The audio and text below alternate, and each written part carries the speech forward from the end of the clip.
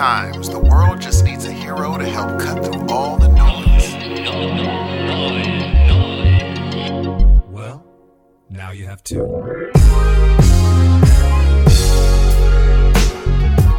Good morning, good evening, or good afternoon. Welcome to your friendly neighborhood heroes of noise. I am your host, Steve. And I'm the other 50% of the show. My name is Dan. Welcome to the show, everyone. The heroes have arrived. We're ready to do this. How you feeling, bro? You okay? Yeah, I'm doing okay, man. It's been a busy week. Yes, been a busy week, man. Taking care of my wifey. She had the surgery on Friday. So, had a little shoulder surgery. She's without an arm right now. Jeez. I mean, it's still there. Huh? They took that fucker away. Yeah. No, it's still there. No big deal. So she'll grow another one. She's good. But it sucks because, it's like it's like you wake up, you're fine. And about 2 hours later, you don't have use of your right arm anymore for, a specific amount of time. But it's what's great is that I've actually gone through this. So I got her, man. I've been taking care of her. I've been cooking and cleaning and shit. What? Took the day off. Took several days off, actually, to celebrate my birthday at the same time. And you know what, man? I'm doing good. This is like, me. You know how much I work. And this is awesome because I have no one to answer to except for my family for the next 5 days, and it's wonderful. That is, wait a minute. At the time of you guys listening to this, I believe that Dan will be yet another year old because it's tomorrow, right? We're Sunday, and your birthday's tomorrow. 'Tis my birthday, sir. Holy cow, G! What? I don't really want to I don't want to linger on that too long because I'm not real crazy about this one. You know what I mean? Why? We're not getting any younger, Steve. There's no more like, oh, hey, congratulations, you're this age. Now you can do this. I know. Now it's just like, oh, congratulations, now you're this age, and now you can pretty much go at any time. Bro, come on, man. The thing is, you don't look your age. Thank you. I appreciate that. That's why I say grow out that beard, man. Nah, son. Not trying to do that right now. Come on. What about you, man? Hey, bruh. I would grow out the whole beard if it was up to me. But for me, let me tell you about my week. My week has been nothing but, other than school, my week has been fantastic because I really got on some good stuff this week. I can't wait to talk about it. What happened this week that was weird, though? There was actually something I did want to talk to you about that kind of skeeved me out. And, This is okay. Oh man, this is kind of for our pregame. But since we're in Heroes of Noise, I want to ask you a question. What's that? Okay, there was this guy because Stranger Things just came out. I've heard a little something about this. Yes, a little bit of something. And one of a guy, he's an ex. I don't know if he's an NBC Universal exec, a retired one, and he's like, "Look at Millie Bobby Brown grow up all in front of our eyes, all grown up." And she creepy. And she's like 13, and she had high heels in the picture. And I was like, that kind of skeeves me out, G. That she's dressed up that way, or are you talking about what the guy said? Yeah, him saying, "Oh, all grown up." Yeah, that ain't all grown up. I think it's because we have kids that I have one of those, man. She's 14. She's older than Millie Bobby Brown, and she's not all grown up, man. It's so funny. But did he say it like this, though? But did he go like, oh, well, look at Millie Bobby Brown all grown up at the premiere of this? Or did he go like, hey, listen, look at Millie Bobby. Yeah. She sure looks pretty good right now. It wasn't like that. It wasn't like that is what I'm saying. Because then you got a whole other story. I think he wrote it, so I think we all read into it what it was. But I didn't know she was that young, G. I was like, man, that whole crew is killing it then. If they're young like that, they are killing it, G. And you know what makes it even more like I guess deceiving would be the word. She comes off older than she is too. What is it about the British accent with these kids? They sound so much smarter. They sound older. They sound like they have more experience. They sound wiser. It's funny. My sister, she actually broke it down to me, that whole linguistics degree. She was like, "Oh, this is why you think the English dialect or accent to you makes you think someone's smarter. There's a reason for it." And I forgot what it was. Oh man, I was so ready to do this. She can sit down and break it down and say, "Look, this is why," and she'll break it down with all this stuff. I'm like, "Oh, I'm never gonna remember this." But do you think it's because like, you know, the average 10-year-old, when they see something that's, you know, maybe somebody says something that really hits them the right way, you know, even at that age, they're like, oh, that's brilliant. That's brilliant. Whereas we're like, oh, that's dope. Do you know what I mean? I feel like I have this huge fear that anyone outside of the country that isn't real familiar with, even though, you know, I mean, come on, we're freaking North America, but I mean, so everyone knows who we are. But I think if you don't have a lot of familiarity with like North American pop culture, I don't want the Catch Me Outside girl to be the representative. I don't know her name now. She's like bad. Geez. I think. Did you know? Because you know she has like a rap. Yes, you know she got a record deal, right? Yes. And I think they're calling her like Bad Baby or something like that. God. I don't want Bad Baby to be a representation of the intelligence of this country. You know what I mean? would. You know who I want to be the representation of the intelligence of this country? There's 2 people. 3. Number 1. Go ahead. Neil deGrasse Tyson. Number 2. That's a good one. Number 2 and 3. The Heroes of Noise. Ladies and gentlemen, you listen to us right now. What are you talking about right now? Hey, dude, here's something to think about, though. You were just talking about how... I notice I'm just going to glaze over that one real quick. You're going to be like, anyway. Just like my eyes did when you said that. Hello there, everyone. Let's talk about some contact information real quick before we proceed any further. Steve, do you mind? Let's do it. Thank you, man. Thank you very much. Hey, everybody. How's it going? My name is Dan, and this is one half of the Heroes of Noise, and I've got some contact information for you. Would you like to reach us? Perhaps send us a little email or something like that to make our spirits rise? Because it does, believe me. It really does. You can reach us at heroesofnoisepodcast@gmail.com. Perhaps you have something on your mind. Maybe you want to hear us talk about something like that. Or maybe you just want to tell us to go to hell and get off of the waves of your phone. You can do that too. But I really wouldn't, because we're not going to listen anyway. Nope. Heroes of Noise is going nowhere. You want to reach us at Twitter? You can reach us at Heroes of Noise. You can reach myself, Dan, at DanQPublic, and you can reach my friend Steve at SE_Hudson Music. And now, yeah, formerly with dots. There's fucking dots there, dude. I'm telling you, there were. There were not dots, dude. There were. You used to say it was S.E. I know it, but anyway, because you had it written down like that. Maybe I just did, huh? Maybe I just did that one time in the show notes, and you just never caught on to it or something. I don't know how you could never have heard this, but anyway. That is so funny. We're rambling. Wait, voicemail, Steve. I think you did. I really, really think you did.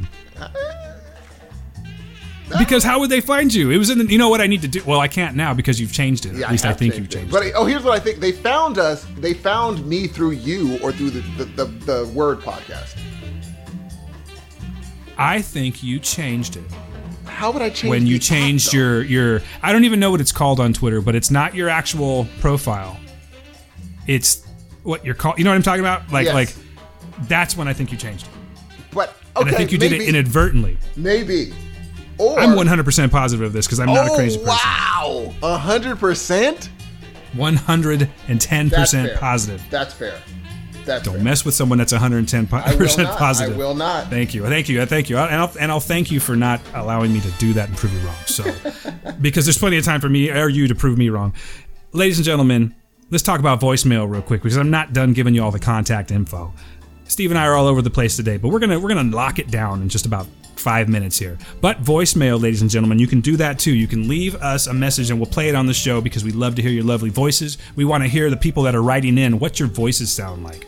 I think that's always interesting to me. I have certain expectations of what I think you sound like. I would like to hear your actual voice. So it's been laid down. The offer's been laid down. You could also, ladies and gents, subscribe to us. Subscribe to our wonderful podcast, would you please? I mean, just take the time and do so. You can do so on iTunes. You can do it on Stitcher, Google Play. Do that. And while you're there, if it's not too much trouble, would you be so kind to leave us a review? That would be fantastic. For those of you that don't understand how this works, the more reviews we get, the more notice we get through iTunes. And you know what? It would make me so happy. It's my birthday. I'm going to work this one because it is my birthday coming up.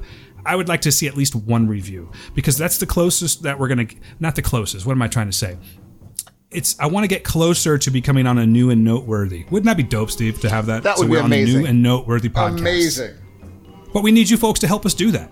So please, stop on by iTunes, stop by Stitcher, not the same. However, they both have places you can review. Do us a little favor. Say a little something about the show. Let the world know what you think and help us get noticed, all right? There, I'm done. Ladies and gentlemen, can we give an applause break for this brother Dan? We're about to get on track right now. And the first thing I want to ask Dan, there's only one question I have for Dan, and it has about 3 or 4 different aspects. Dan, what have you been watching, reading, or listening to? You know where I just came from prior to us having this conversation, this podcast recording session? Where? I caught me some Thor Ragnarok, my man. And let me tell you what. Let me tell you what. I like to, my son and I saw it with my son, and we like to rank the Marvel movies after we're done. Thor has never, ever been part of the ranking system. I didn't care for Thor. I didn't care for Thor, was it the Dark World? I believe that's what it was called, the Dark World. They were never on my radar. In fact, I didn't even like Thor until he came out in the Avengers. That said, Thor Ragnarok is now in my top 3, possibly top 2 Marvel movies of all time. No joke. And I think that after writing that, you know that wave you get when you come out of a movie and you're thinking about it and you want to tell everyone about it. What a perfect outlet for me to do so. I think that I'll still feel this way in a couple of weeks. I'm thinking about going to see it again tomorrow. That's how much I liked it. The movie was great. Some highlights were the Hulk is outstanding in this movie. I don't really want to give any spoilers away, but the Hulk is kind of a scene stealer. Valkyrie. Oh God. Tessa Thompson, who plays Valkyrie, is also a highlight in this movie. She's great. You didn't see Creed, did you, Steve? I have not seen Creed, no. She is the love interest in Creed. She was also in, I believe, Dear Black People, if I'm not mistaken. Oh, yeah. And anyway, Tessa Thompson's great. She's a gorgeous girl. She can act her ass off, and she looks really good while she's doing it. Isn't it Dear White People? What did I say? Dear Black People? Yes. Sorry about that, my friend. I was about to be I'm offended if that's a movie, but go on. No, actually, that's a whole other. That's the show I watch, Steve. Oh, that's your show. Okay, I'm you can watch that other show. No, I'm just kidding. I think it was made by Trump.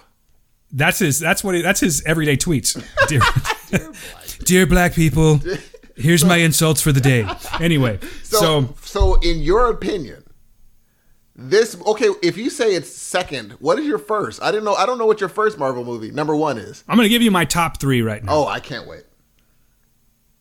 Do I want to go in any particular order, or should I just give you my top 3? Because I'm still kind of processing that right now. But I can tell you that the original Guardians of the Galaxy is one of my all-time favorite Marvel movies. Now, see, before today, it was a really, really hard, like Winter Soldier was up there because it was different than the rest of them to me. It was more like an action movie. You know what I mean? As opposed to, they're all action movies. Okay. But it was more like, there was not so much like supernatural, superhero stuff going on in this one. You know what I mean? I'm just going to go like this right now. Here's my top 3. Guardians 1. Oh, wow. And now I'm going with Spider-Man Homecoming. Okay. And then I'm going to have to go with Thor Ragnarok. But now I didn't go 1, 2, 3 on there. Because honestly, I'm thinking Thor Ragnarok might be my favorite right now, dude. I'm serious. That movie's pretty sick. Dang. It's pretty sick. I really liked it a lot. And you know what was good about this one too? It was like it could almost be classified as a comedy.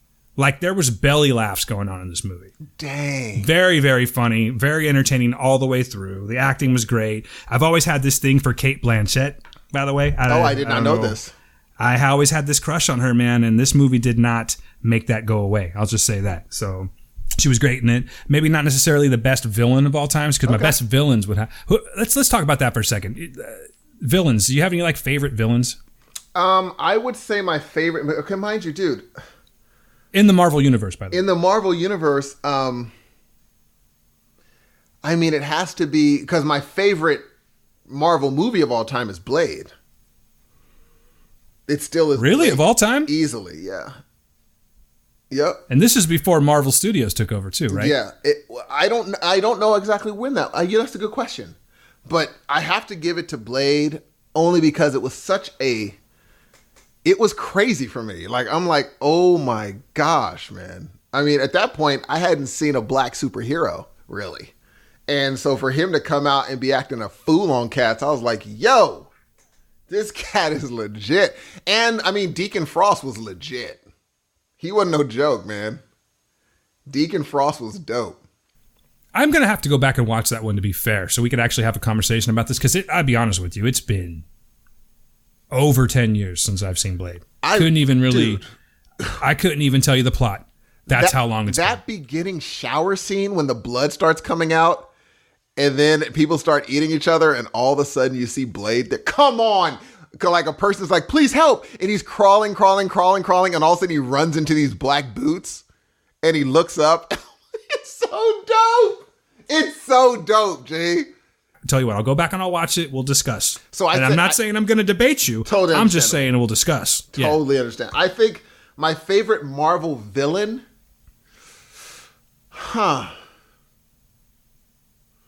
That's a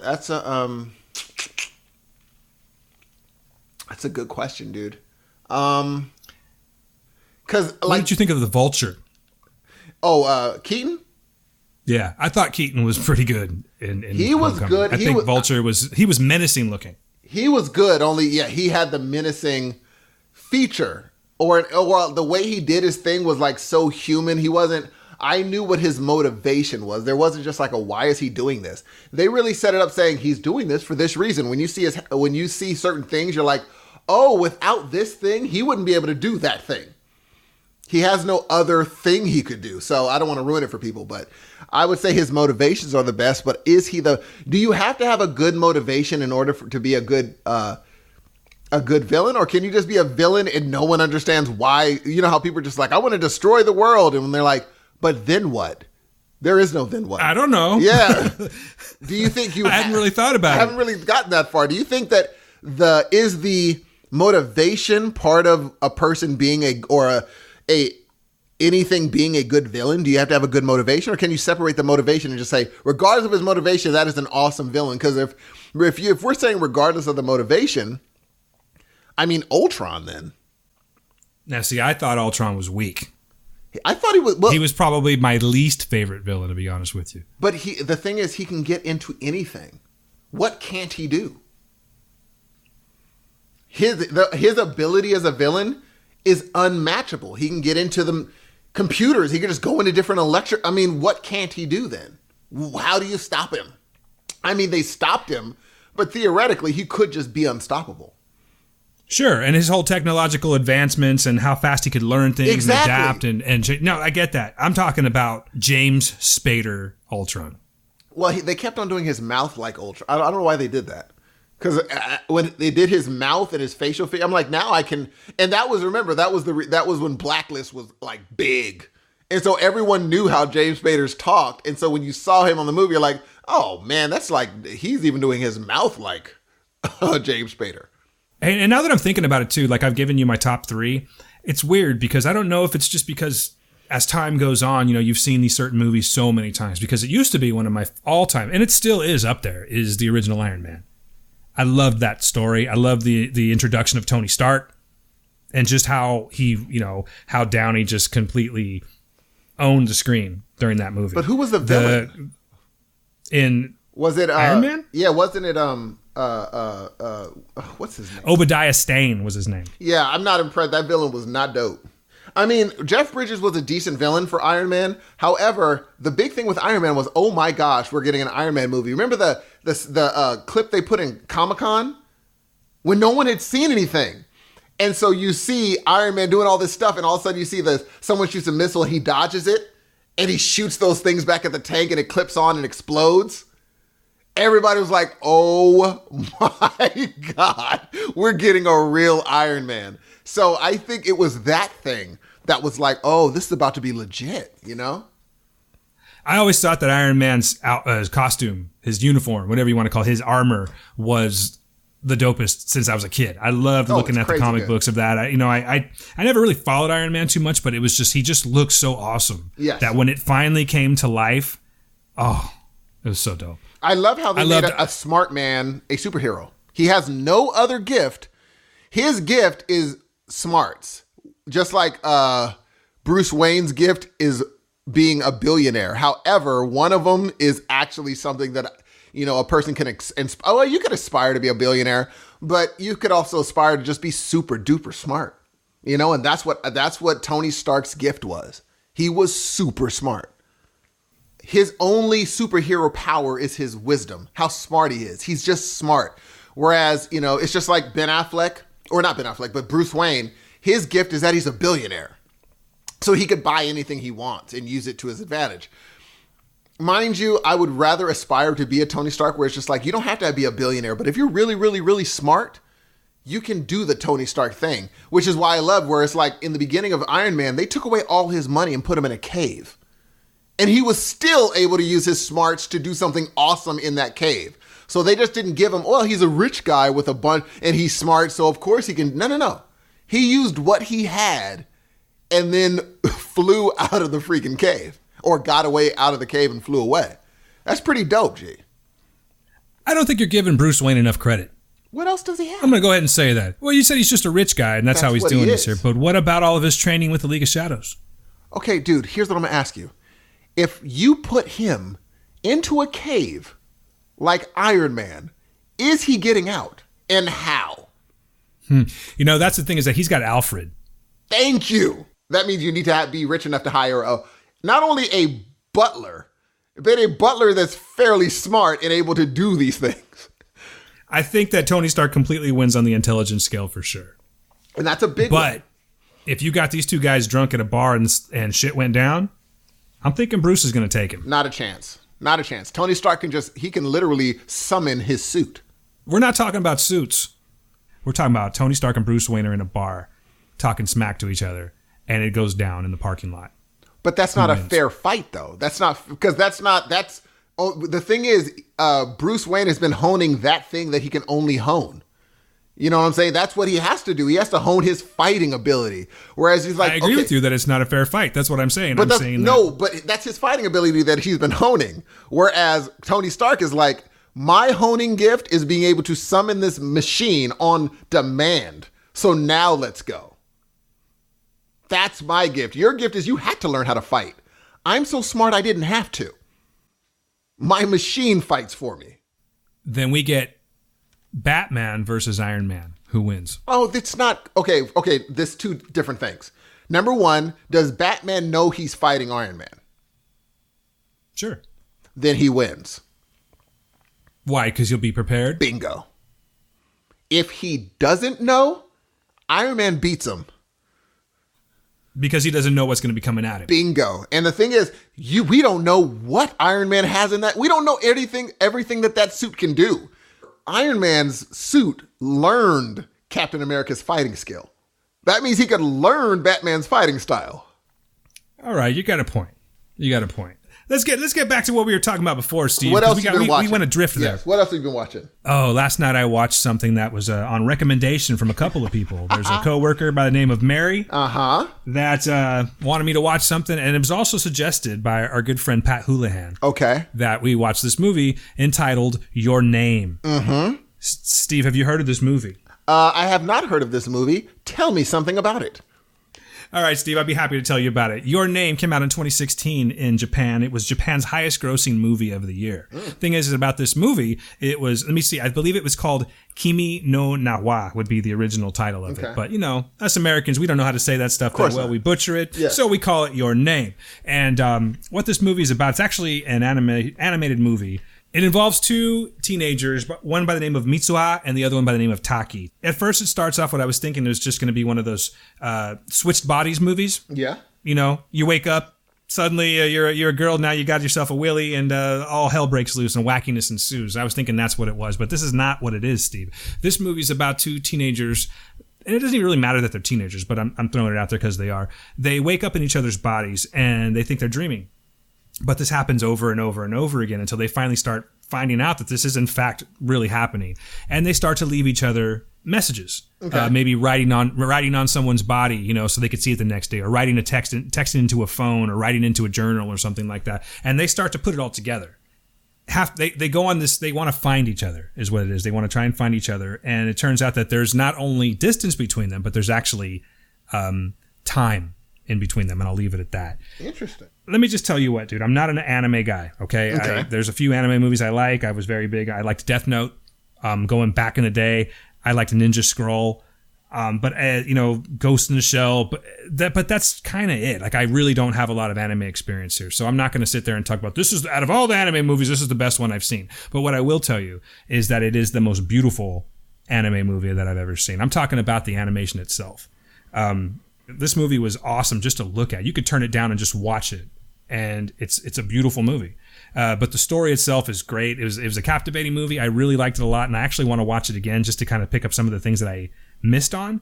Even more important, other people are feeling this way about this movie too. J.J. Abrams, a couple months back, announced that he won the rights to this movie. Oh, wow. And he's going to be turning this into a live action picture. So I'm hoping that he does it justice. I'm hoping that he keeps it in Japan, and I'm hoping that he doesn't whitewash this movie. I feel that there's a lot to be lost if they do this, much like there was with Death Note on Netflix. So I recommend you watch this. You sound very high on this movie. I really do. I really liked it a lot. And I'm over here. I wanted to start talking about it. But I don't want to give spoilers. I got to get better at this not giving spoilers shit. But I got to tell you, folks, if you are even remotely interested in anime or just a really, really good story, check out Your Name. It freaking blew me away. Loved it. So, yeah, that's my feelings on that one, sir. Dope. Thank you. So, Your Name coming out November 7th. Check it out from Dan. What else you been watching? Upon your recommendation, I watched 1922. You were talking about that one. Ooh-wee. You had mentioned to me that there was a really disturbing scene in this movie. Dude. But the thing is, as I'm watching this movie, the whole fucking thing is disturbing. Like, I was trying to figure out which disturbing scene you were talking about because there's so many disturbing scenes in this movie. I liked the movie. I didn't think it was a great movie, but I liked it. It held my interest the entire time. But you're right. There was a couple things in that movie that are going to stick in my head for quite a while. I told you. Folks, if any of you have seen this movie out here, if any of you have watched 1922, which is based on a Stephen King based on a Stephen King short story, by the way. That was almost a tongue twister. The scene with the cow, that's going to haunt me for a while. The noises, I don't want to put this into context of what, but there's a scene with a cow in this movie. There's a couple cow scenes, but you'll know the one I'm talking about. It's going to haunt my dreams, man. It's going to haunt my dreams. It's just, for me, it was there's a person looking skyward. Not looking, but facing skyward when someone looks down. And I was like, oh my God. In the same vein as the cow, right? Like the same, yes the same general area. Oh my God. That one got you, huh? It was ill. But check out that movie, people, because I mean, if anything, it's a Stephen King. It's Stephen King, and you know you're not going to lose. It's a good flick. I like Thomas Jane. He's legit for me. I think he's having a good time doing some interesting parts, and so check it out. Please check it out. Thomas Jane was the main guy, right? Yes. He had a bit of a Carl Childers thing going on, wouldn't you say? Carl Childers from Sling Blade, like the way he talked. He does have that little. He does have that gravelly voice, and he certainly wasn't like a mentally challenged guy by any means. In fact, he was quite the schemer. You know what I mean? He was very manipulative. Oof, the murder scene, bruh. Jesus. Thomas. Ugh. What else was Thomas Jane in, by the way? He's the Mist. Yes. Punisher. Oh, that's right. That's right. He was the Punisher. Yes, sir. Oh, wasn't he also in Hung on HBO? Yep, Hung was a great show. That was a great show. Yeah, that's right. They ended it way too quickly. They did, but I almost didn't. I mean, I knew him, and I was watching it, and quite honestly, I was taking care of my wife, as we were talking about. Mm-hmm. So, whereas I was paying full attention to it, for some reason, it wasn't sticking that that's who it was, and I kept looking at him, going, "Man, he looks really familiar." But it's also the way that he plays this character that made him seem so different. I think, yes, this was very not Thomas Jane-y. I thought it was a change in pace. I thought the pacing of it was interesting only because, I mean, it's not a horror movie so much. But it kind of is, but it's not. Kind of is, yes. That was one of those things where I just couldn't take my eyes away from it. I was intrigued the whole movie, even to the end when the credits start going. You're like, oh my gosh, that was ill. It's another one of those movies where you don't really want to talk about anything because it's a spoiler. The way that it ends up, it's too big of a spoiler. Yes. But, also, so see it, everybody. Also, Thomas Jane is also going to be in The Predator, that's coming out. The 2018. Oh, that Predator should be interesting. Coming out. It's in post-production right now. That should be interesting. So yeah, I'll check that out. All right. He's a good actor. He's a good kid. Good egg. He's good. What else you been watching, brother? You know what? It was sort of a slow week, but of course we should talk about Stranger Things. I finished that up. Season 2 of Stranger Things. Like it? You know what, Steve? I loved it. I didn't want to say too much to you. I know we kind of talked about it a bit, but we were keeping it to ourselves so we could talk about it on the show. I loved it.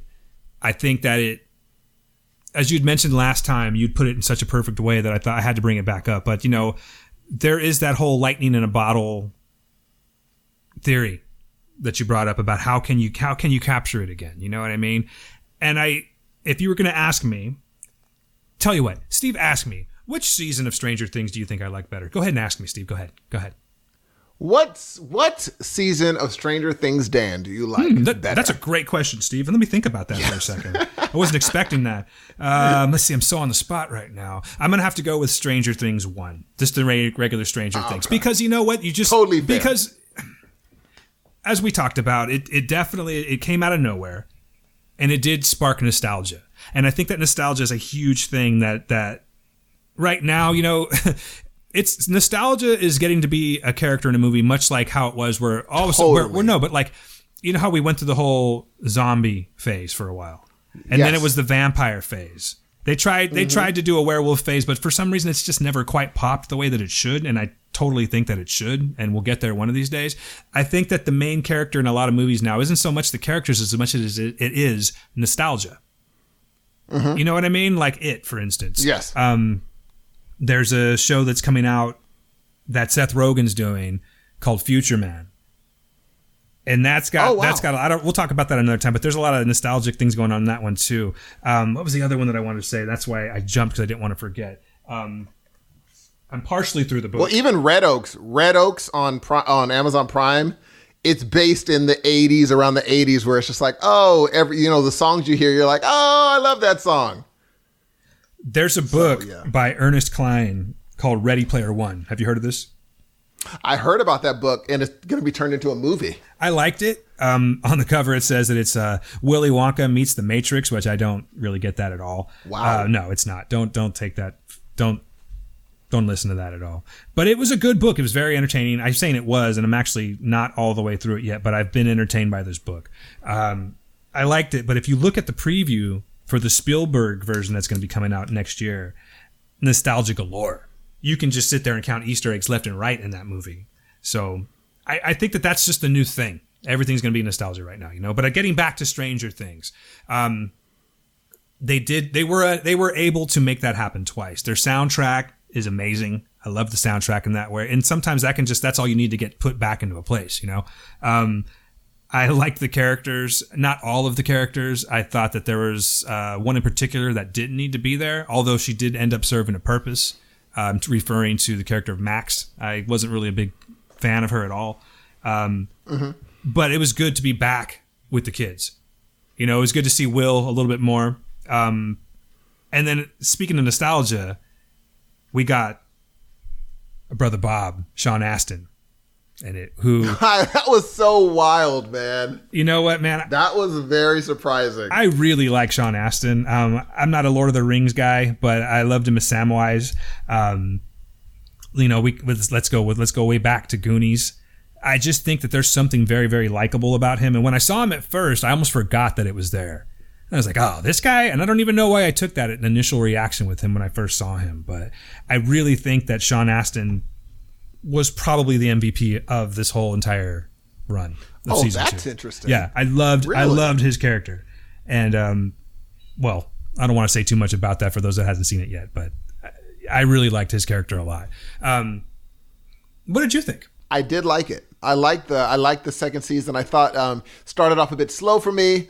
I agree. It started off a bit like I was like, uh-oh. Like, it had me at a few points where it's like, uh-oh, like the credits would roll and I'm like, ugh. Then the second episode, the credits roll. I'm like, whew.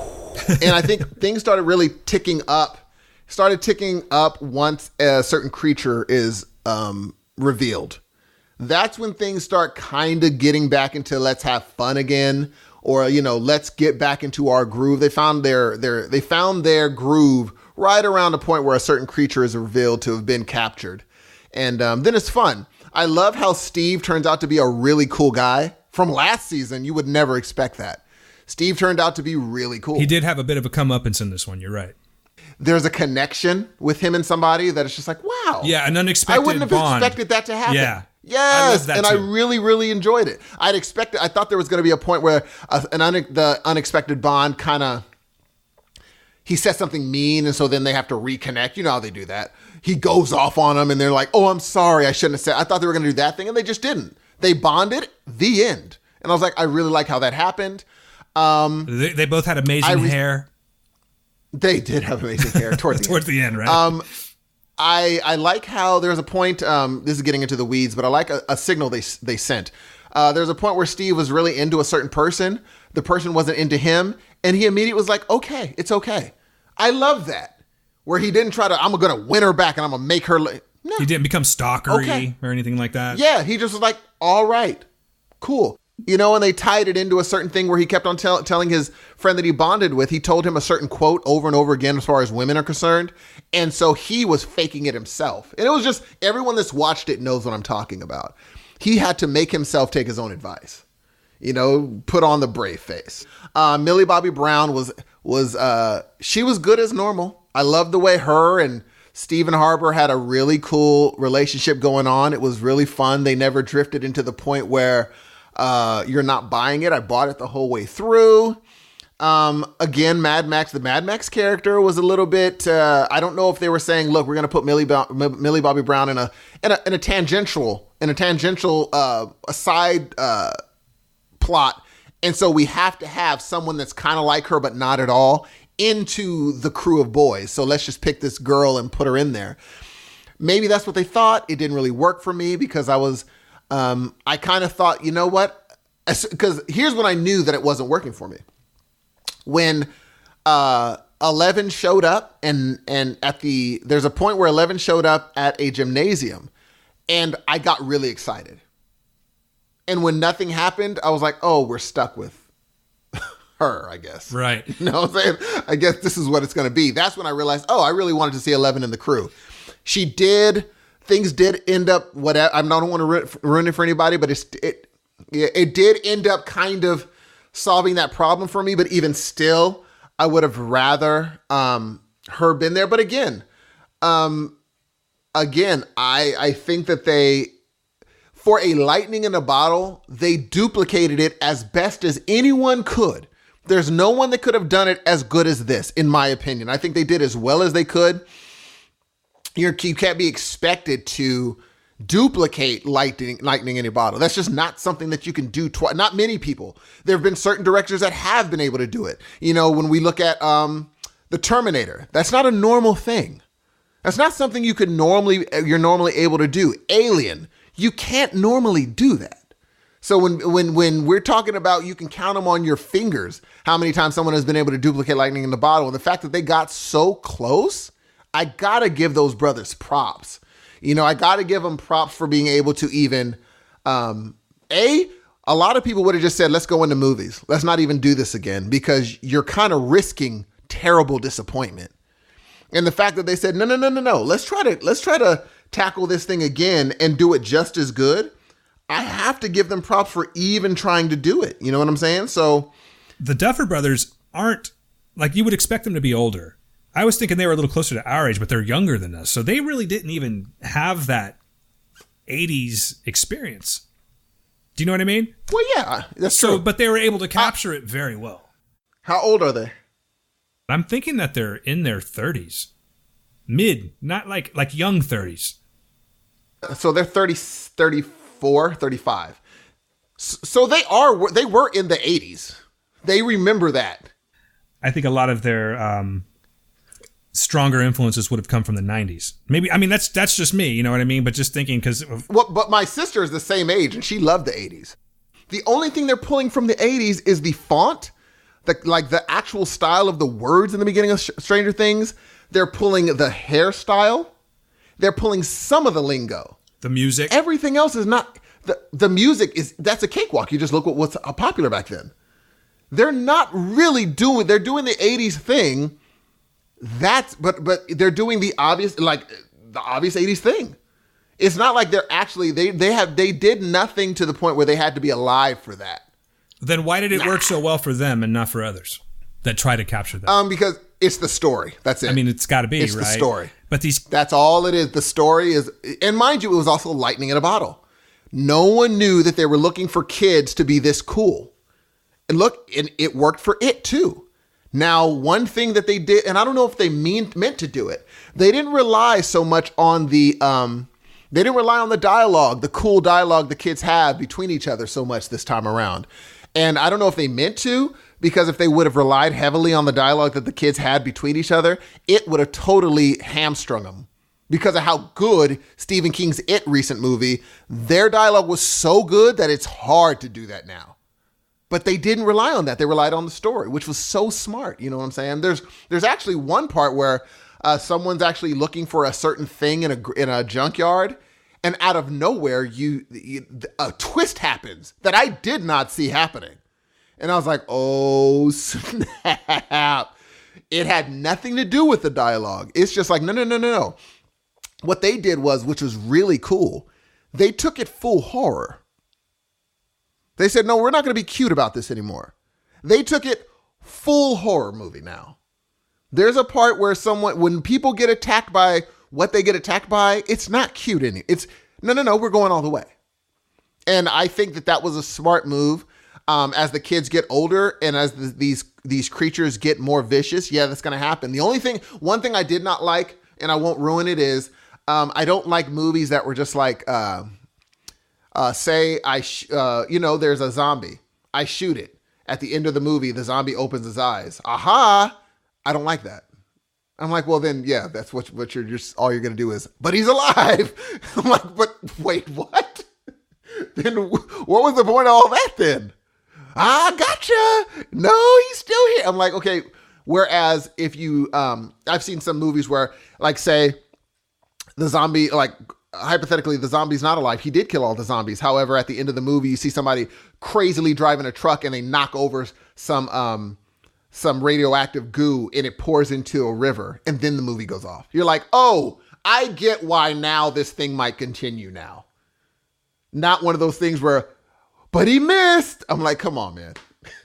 Come on. But other than that, I totally was satisfied with this season. I didn't expect to be after the first 2 episodes. I was totally satisfied, and I would recommend people watching it. I would definitely recommend people checking it out. And I give props to the Duffer Brothers for even pulling it off. Much props to y'all, and much props to the kids that played these parts, and much props to even the girl that played Mad Max. Those are tough shoes to fill, and she came out and she did her best. So more power to her.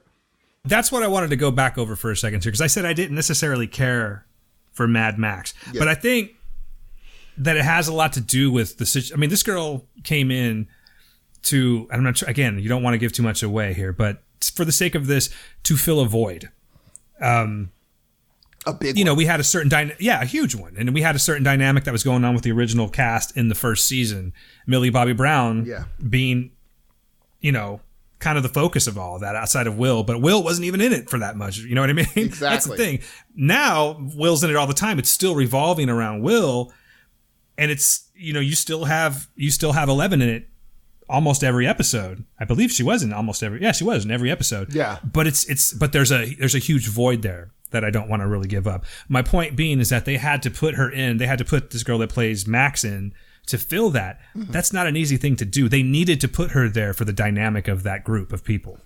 And so she's working against being compared to 11 the entire time, even though she's not trying to make herself like 11 at all, if that makes any sense. I totally get that. I mean, she's got her own story arc and everything, but we've now taken a favorite character from a favorite group of people that the public love. Mm-hmm. They've switched it around. I know us and our freaking spoilers. We should eventually just go into spoilers, but not for this. What I'm trying to say is that she had a lot to work towards, and maybe I didn't necessarily give her that chance, but she wasn't 11. You know what I mean? Exactly. And I think that, rightfully so, I do think that she might have been, and maybe it's just her lines, maybe it's just the amount of time that she had on screen. I felt she was the weakest character out of all of them. I think it was tough because they put her in a situation to be, what they did was, okay, 11 was a certain way. Let's make this woman or this girl, got to make this girl the opposite of 11, and maybe people won't make the connection. Maybe they wanted people to make the connection, because if they didn't want people to make the connection, they would have just chosen perhaps an Asian boy, because then it's just like, well, he's not filling anyone's shoes. This is just a new, different person. But they chose a girl, so they kind of want you to know we're filling those shoes with this person now. You know, this is now a person that is going to kind of fill that little gap. What I'm very interested in is, because it's obvious that it's not going to be a hunky-dory relationship between 11 and Mad Max. And so I'm really looking forward to what they do with that next season, if they decide to have a next season. But I think that if anyone is on the fence with watching this, which is probably not our listeners, if you are on the fence for watching this, I would say give it a shot.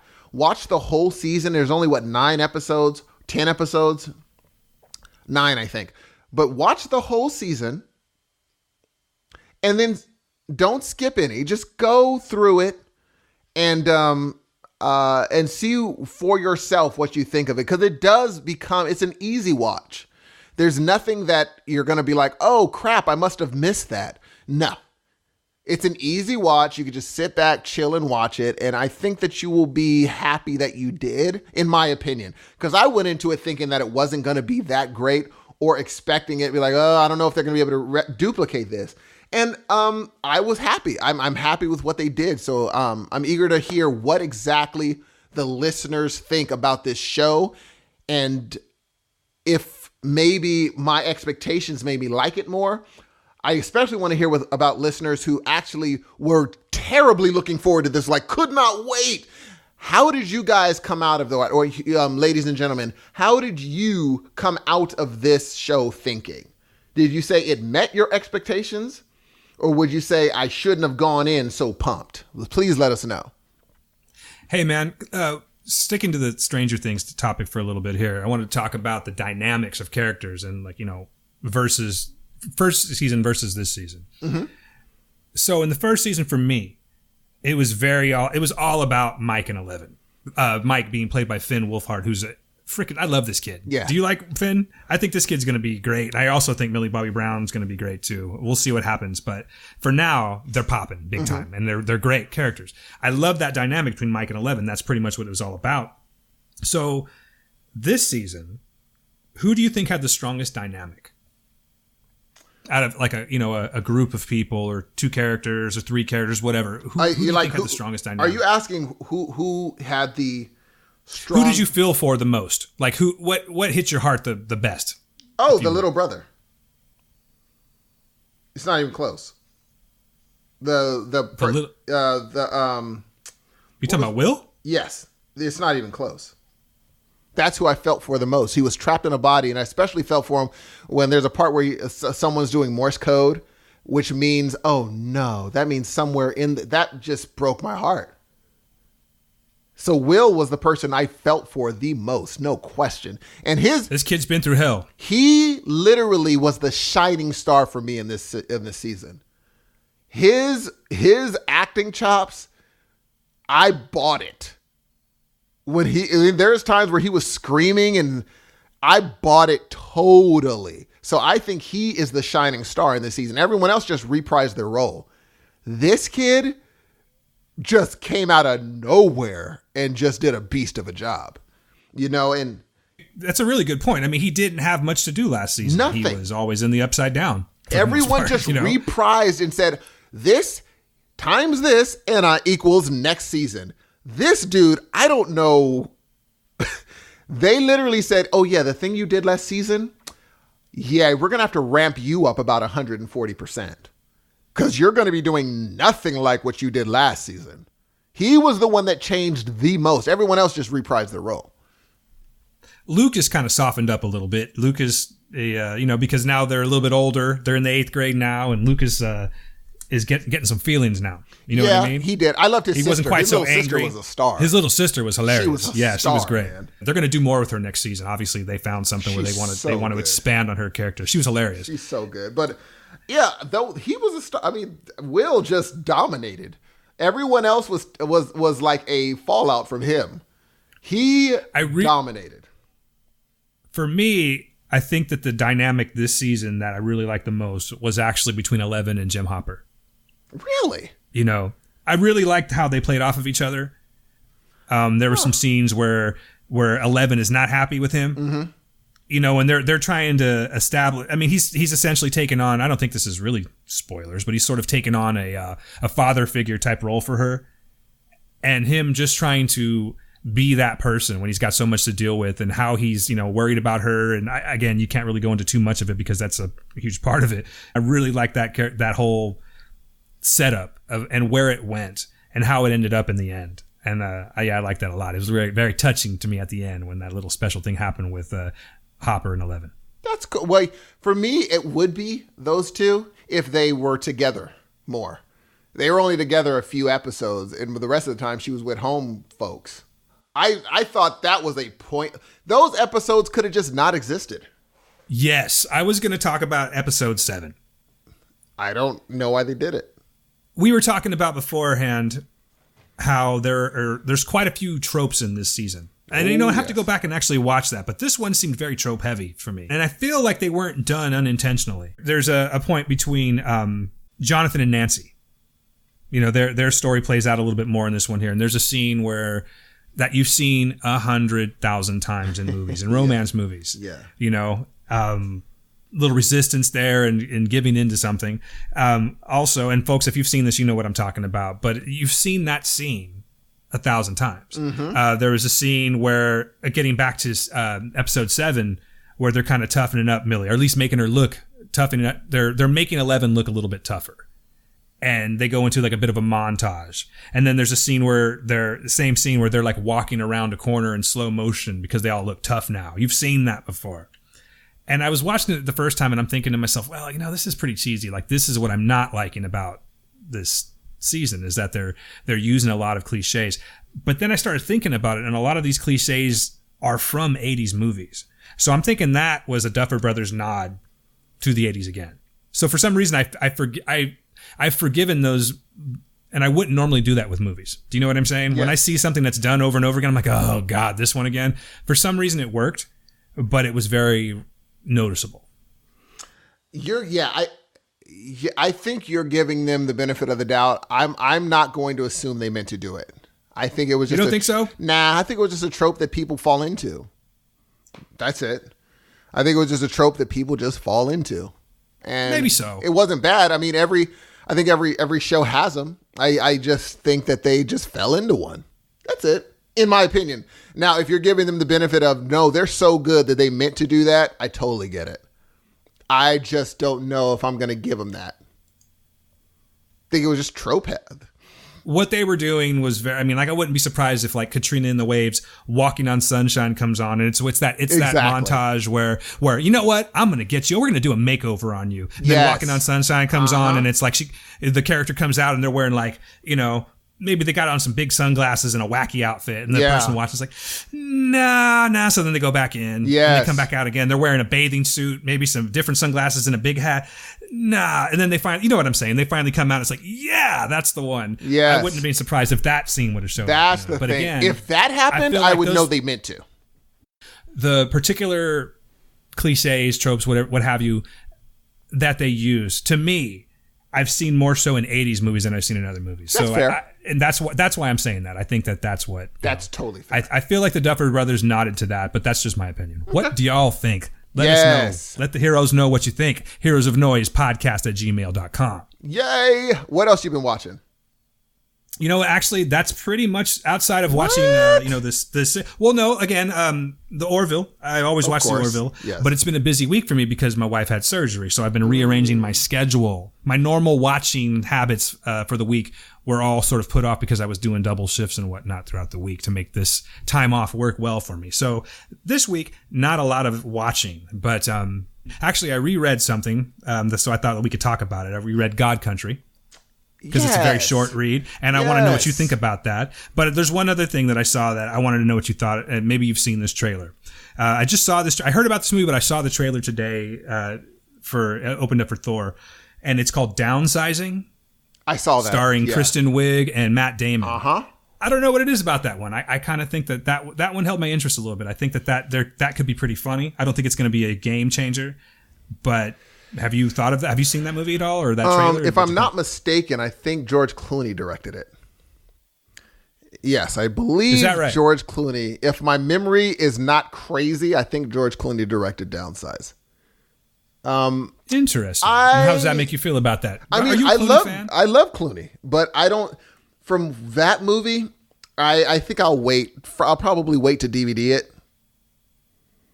I'm just. Oh no, that's understandable. That's totally I'll wait to DVD it. I'm not even sure I'm gonna go, but I found it highly entertaining. The trailer. And I think that it'll be good. Either me watching it in a theater or waiting for it to come out on DVD or streaming or whatever. I think I'm looking forward to seeing that one. And I think it has a lot of the. It reminds me of The Informant. Matt Damon's other role in The Informant. He has that thing. That's what it reminded me of. But again. I will watch it probably on DVD because I can watch Matt Damon do his thing. He's fun to watch. I like Clooney's directing. So I'll definitely watch it. Yeah, for sure. Actually, it was directed by Alexander Payne. Oh, really? Yeah, and written by Alexander Payne and Jim Taylor. I don't see any. I'm looking on IMDb. I see nothing regarding George Clooney. Oh, snap. I might be crazy. I think you are, sir. It also has Christoph. No, you could be. There could be some kind of relation to, he could be in there somewhere, an executive producer perhaps, which I don't really see anything here. But it's got a pretty good cast. Matt Damon, your man Christoph Waltz is in it. Now that's going to be interesting. That's going to be Kristen interesting. Wiig. Jason Sudeikis is also in it. I like Jason Sudeikis a lot.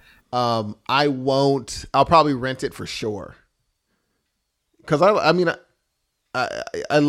really do like Alexander Payne because he if I'm not mistaken, he wrote one of my favorite movies of all time, Sideways. He directed that joint. He did. Actually, they mentioned that. They said from the creators of Sideways. I love Sideways. I love Sideways. However, I liked Sideways. Oh, dude. I think you need to watch it again. To be fair, I sit and I watch it anytime it comes on. Like if it's on and I'm flipping through the channels, I'm going to sit and finish watching pretty much from any point in the movie. Of course, dude. But yeah, I'll it's a DVD for sure. For sure, DVD rental. Lastly, the newest thing, Stephen, and I'll be done. I'm going to turn it over to you, sir. Something that, and this is, I don't really want to make this sound like an ad because it's definitely not, but I decided that I'm going to try out Comixology Unlimited. Okay. Why? As with most things, you get your first month free because I like to read comics and I don't get a lot of time to go into the comic store and peruse the aisles, if you will. That's fair. So for me, for my schedule, it tends to work a little bit better. I don't have a lot of room where I'm storing my comics these days, so just picked me up a new iPad mini. This big money cat, G. Hey, it's my birthday present to myself. I feel like I deserved it. I was a good boy this year. Yes. But that's going to be the place where that's usually where I'm doing most of my reading, most of my, viewing. Anytime now, I'm trying to watch as much. I don't think I've ever watched as much television and as many movies and read as much in my entire life as I have in the last 4 weeks.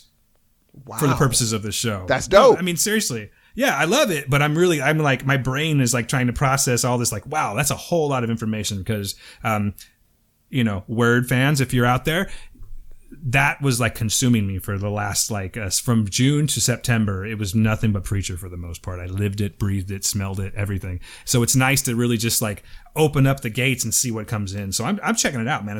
I'm loving it. I'm like an empty sponge that's getting filled up. Dope. But what's cool about that is it's $5.99 a month. And for instance, you loaned me Lock and Key's first week. Now, thank you very much for that, by the way. And I just started reading that. I don't have any comment on it yet because I'm not that far. But that's one of the books that's out there that you can borrow, as they say. So you don't keep it, but you can read the whole thing, and it's unlimited. There's so much on there just from me looking on it. I just started it 2 nights ago, and I'll let you know. I'll give you my review of Comixology Unlimited as we go along here. But so far, I'm happy with it. Dope. So that's Comics. Can you just go to Comixology.com to do this? How do you do this? Well, I did it on my app. Cool. Actually, there's a Comixology app, but then they're also tied in together with Amazon. So you can use your Amazon account and put all your payment information in that way, and that becomes your membership. And anything, you would actually turn me on to that Kindle app where you can read comics as well. So anything that you download into your Comixology app, or it will go into the Kindle one as well.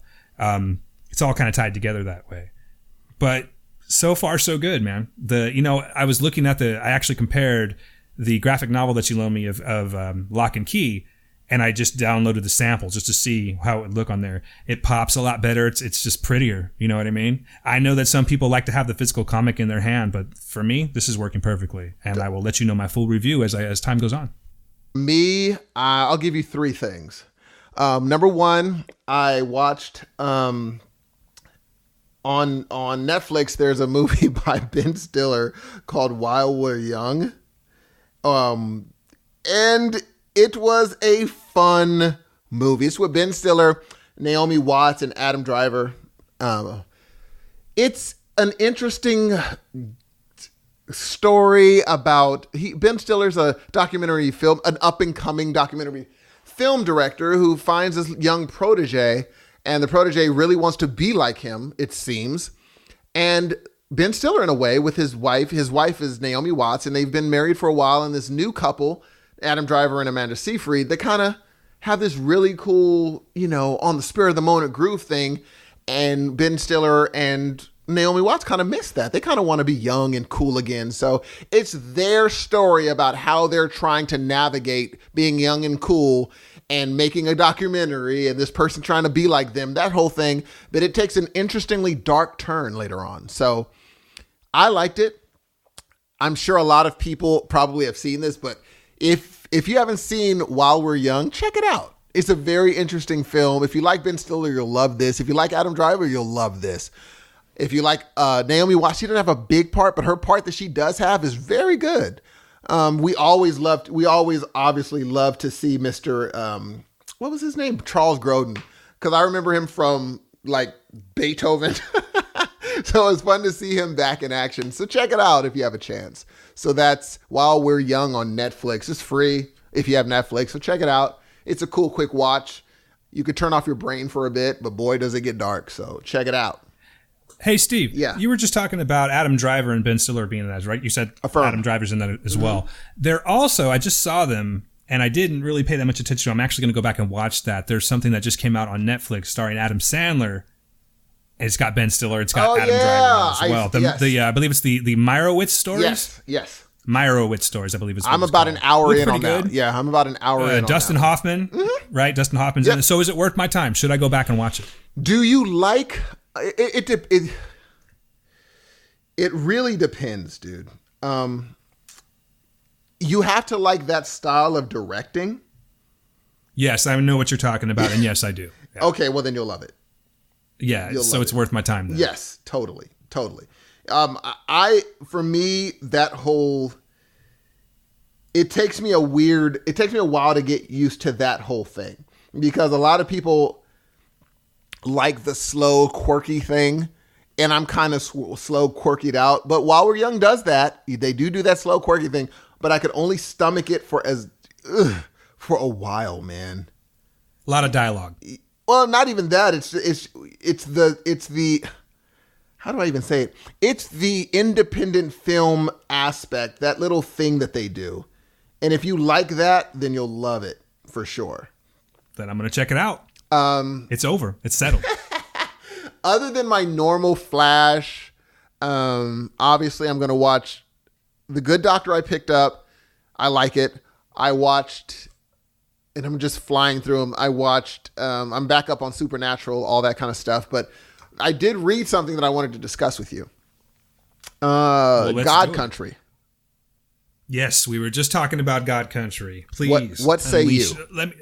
I want to know what say you. When I first started reading it, God Country is an interesting story about I'll break it down pretty much. Okay, comics, I'm not going to ruin it, but there's going to be some spoilers dropped in. It's about an older man who has Alzheimer's, and he's getting taken care of by his son. One day there's this huge storm, and in this storm, a sword gets given to him somehow, miraculously. And with this sword, he has all his memory back. And I'm going to leave it at that. And through this story, it shows him with this story. He can't relinquish it, because if he relinquishes, he goes back to not being able to remember anything. Everything goes without this sword. Now, this sword is a sentient being.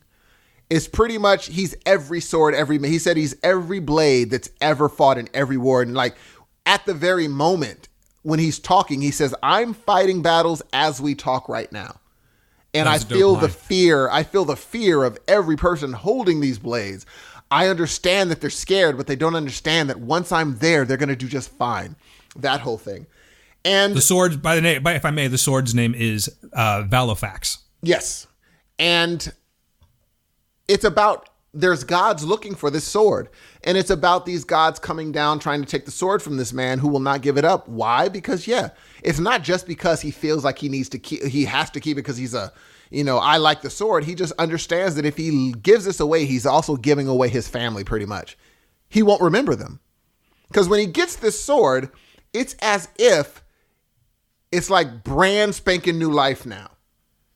And there's certain things that start coming back to him. Oh, they were there in the hospital. Oh, but in the immediate, it was almost like a snap of a finger. And the last thing he remembered was the time before he had Alzheimer's. That was the last thing he remembered. But slowly things start coming back to him. So I would say, I remember talking to you this week about this comic, this graphic novel. And I was like, I think it has a deeper message there. You know what I'm saying? And you said you didn't catch any deeper message at all? No. I didn't say that. I mean, I feel like the whole thing, I don't want to step on what you're saying. You know what I mean? But to me, we'll tell you what, I do have comments on this, but please, why don't you go ahead and let me know what you're saying? And let's see how close we match up. Okay. Unless you want me to speak. No, please. No, I want you to. Tell me what you thought it meant. Like to you, what did you get out of it?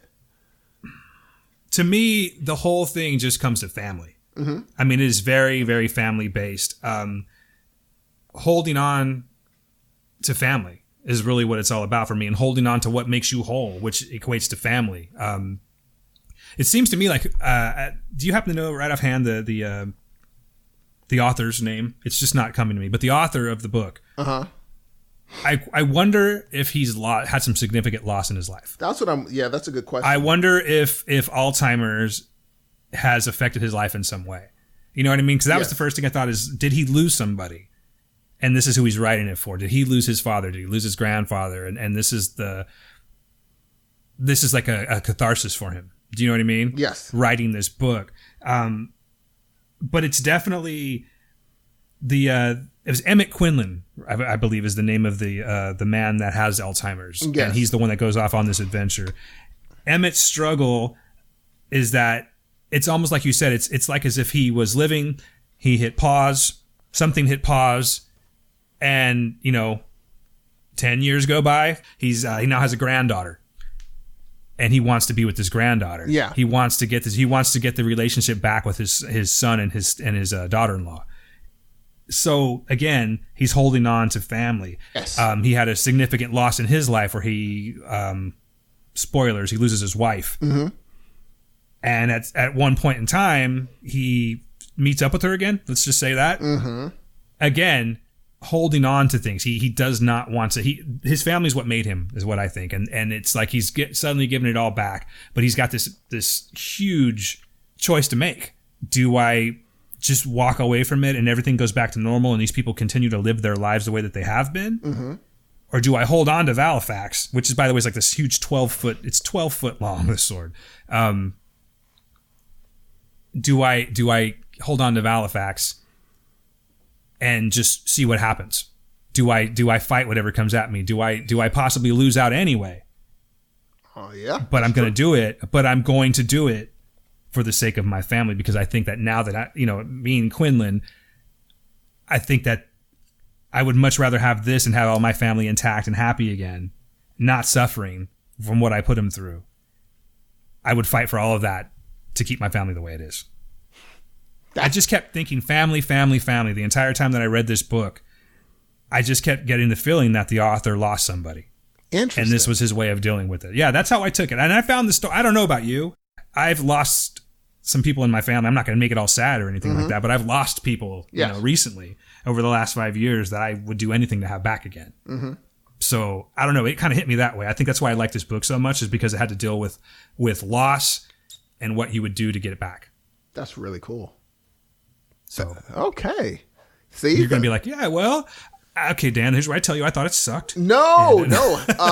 My review of the book, I liked it a lot. I thought it was well done. What I got from it, I took it as of letting go, actually. I got it as I thought it was a symbol of letting go, because from jump, he can't leave his father. And there's a million reasons to leave. Everything. There's a million reasons to leave his dad in the care of someone else. And he just can't do it. He can't leave him. And there's a point where the sword comes, his house is destroyed, and he puts the house back together with the sword, right? Right. This sword reassembles his house, but there was a door that couldn't open, that wouldn't budge, yes. that was always jacked up. He made the house exactly back to what it was. So that dad couldn't let go, and neither could the son. They wanted exactly the way it was. Everything is exactly the way it is, and this is what it is. I'm not going to make this house any different than what I remember. I'm not going to even make it better. And so as the story progresses, there's a point at which the dad can relinquish the sword. So he gives it to his son. The son then takes it and lets it go. Meaning he can let go, because the thing is, what the father would do is take the sword and do exactly what he's been doing. Because this is how I like it. This is how things go. But the son's like, no, take the sword. And he didn't even keep the house. He's like, and skip the house. We're done. It's time to let it all go. Whereas the dad did the exact opposite. I don't want to be like him. It was the son's way of saying, I don't want to be him. I love him, but I don't want to be him. I don't want to hold on to this freaking house to the God knows when, God knows how long. I don't want to do that. I have to let it go. And even though, there's a point where someone asks, are you sure about this? He's like, yeah, it's time. He never asked what happened to the sword. He didn't ask anything. He just left. So for me, it was a story about letting go. Moving on. You don't have to be here. I like that. I like that a lot. I mean, I think that we're kind of hitting it from similar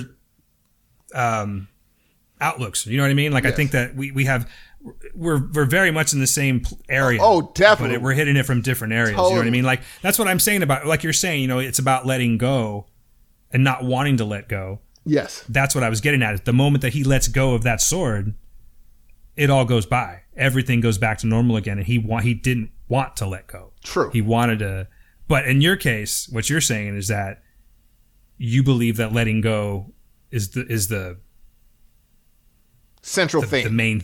The central theme, right? I think, for me, it was a letting go because he just could, like, the wife was even just like, we have to leave. No, I can't. And finally he's like, I have to. The only thing that reminds him of his father is that house. And the house, they made sure to make it so that, no, this house is exactly the same as when your dad was in it. To the door hinges being kind of off and not letting you open it. And he still was like, I got to go. Yeah, and there was a reason that he actually liked the house to be that way, why he built it that way again, because his father... Yes. I remember he said that my father built this house with his bare hands. It's not perfect, but every nail and every board that went into this house, he did himself. Exactly. And the thing is, he died, hey, it's a comic. He leaves this mortal coil believing that, I believe that he believed his son was going to do exactly what he did. Well, here's the sword. And his son was like, I love you, Pop, but no.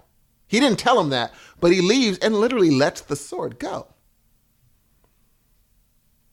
He does. Damn, that was a good book, man. It was a good book. And so he leaves. He's like, look, I can't do what you did.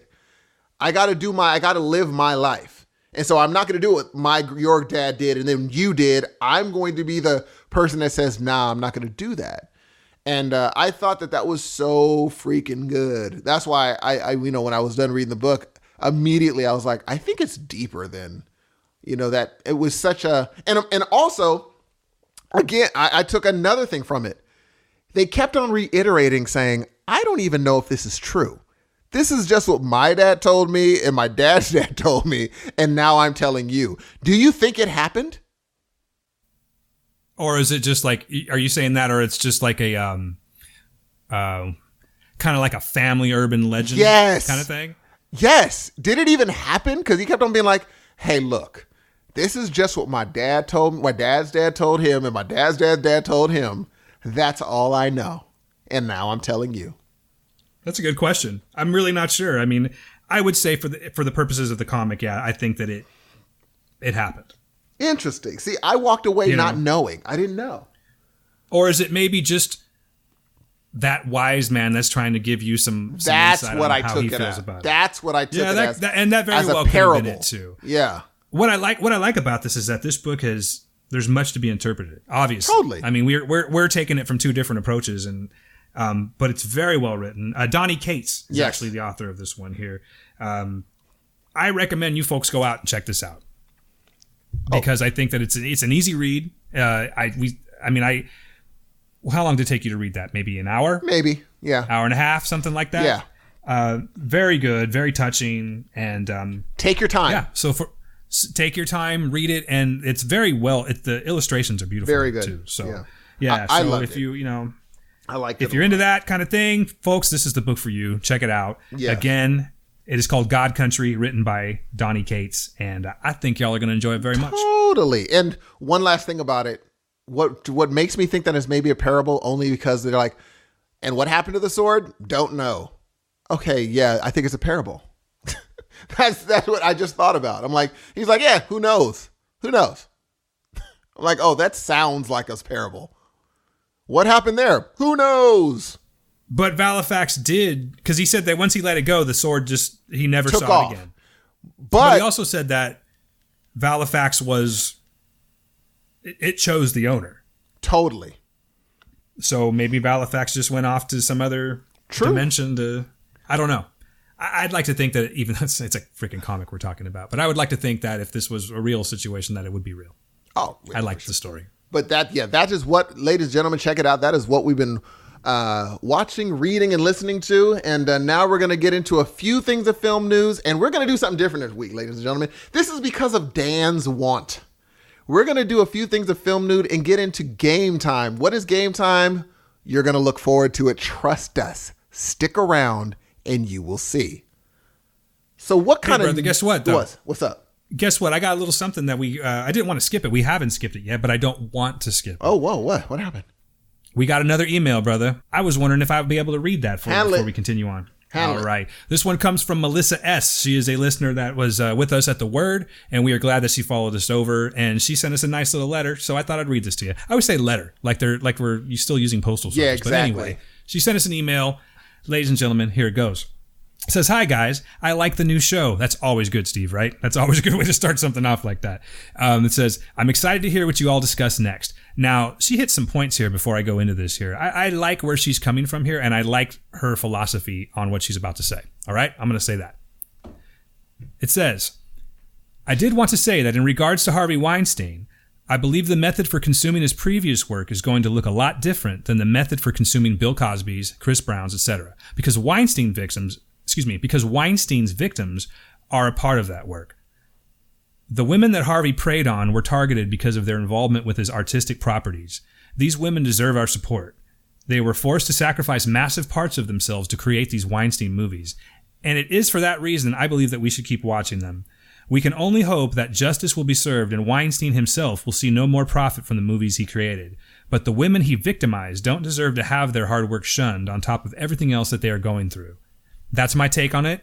I know I'm trying to make more of an effort to watch movies, specifically with his accusers in them, regardless of production company. Thanks for reading, Melissa. Thank you, Melissa, very much. That's an interesting angle. What do you think about that? Huh. I mean, I kind of see her point. You know what I mean? Because they were victimized. And when you're not in that right mind and you think that everything that you've been working toward is going to be, stop in the blink of an eye, you make this decision. Now, whether or not people think that it's right that you made this decision or wrong, the decision is made.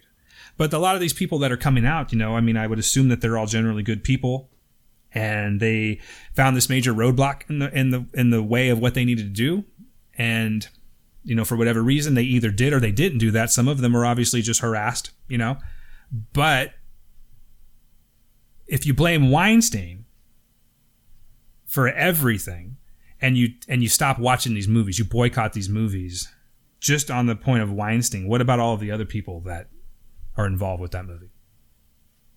Okay. Is it fair? All right. I will say the following. I love Melissa's point, and it's a valid point. I would say what I'm going to do is, like Melissa says, it's a great idea, and I think I might take it up. Go out of my way to watch all the films that had that situation attached to it, who he forced them into or tried to force them into doing something, and I'm going to try to support those movies. It's just going to be, I probably still won't watch Weinstein's movies, only because I know what he did to get them out. And until Can I ask you something? Yes. On that thought, I didn't mean to break your stride, but I wanted to know something. So let's say it gets established that Weinstein will no longer profit from his movies. He's been removed, if you will, from any chance of ever making any profit on any of the movies that he's ever put out. Therefore, he's just Harvey Weinstein now, that is hopefully rotting in jail somewhere. Yes. Does that change your opinion? Oh, totally. If there's proof that he will never, if there's no way that he can actually make a profit off of his movies anymore ever again, well then perfect. I will probably go ahead and watch it. And again, I'd want his brother gone too, because he tolerated it for a long time. I want him gone out. I want him gone too. So I agree. Yes, no, I agree. That's a fantastic point, Melissa. Thank you so much. Hey, I tweeted out a thought the other day. And I really do feel this way. I feel like 90 to 95% of Hollywood are just absolutely shitting their pants right now, taking note of anything in the past that they may or may not have, that they may have done. Oh, totally. I guarantee, like, is this going to come back and bite me? Oh, dude, I guarantee people are just like quitting. You see how people are stepping away from things? Yeah. Such and such stepped away from this. Such and such stepped away from that. But like, oh, I see what's going on, bro. Yeah, people should be. I'm glad they're afraid. They should be. You're doggone right. How excited do you think, like, young up-and-coming, like, filmmakers, anyone in the movie industry, where they now have a chance because so many people are stepping away from these positions? Yes. It's like they're waiting in the wiping wings. The slate clean. Yes. They're waiting in the wings. Thank you. They're ready to die. They're ready to jump on that. Oh, because they were saying this person has been a terrible individual for so long. Finally, he's gone, and maybe I have a shot. I hope it goes that way. I mean, I don't know, man. The thing that's not rocked me most, but surprised me very much so.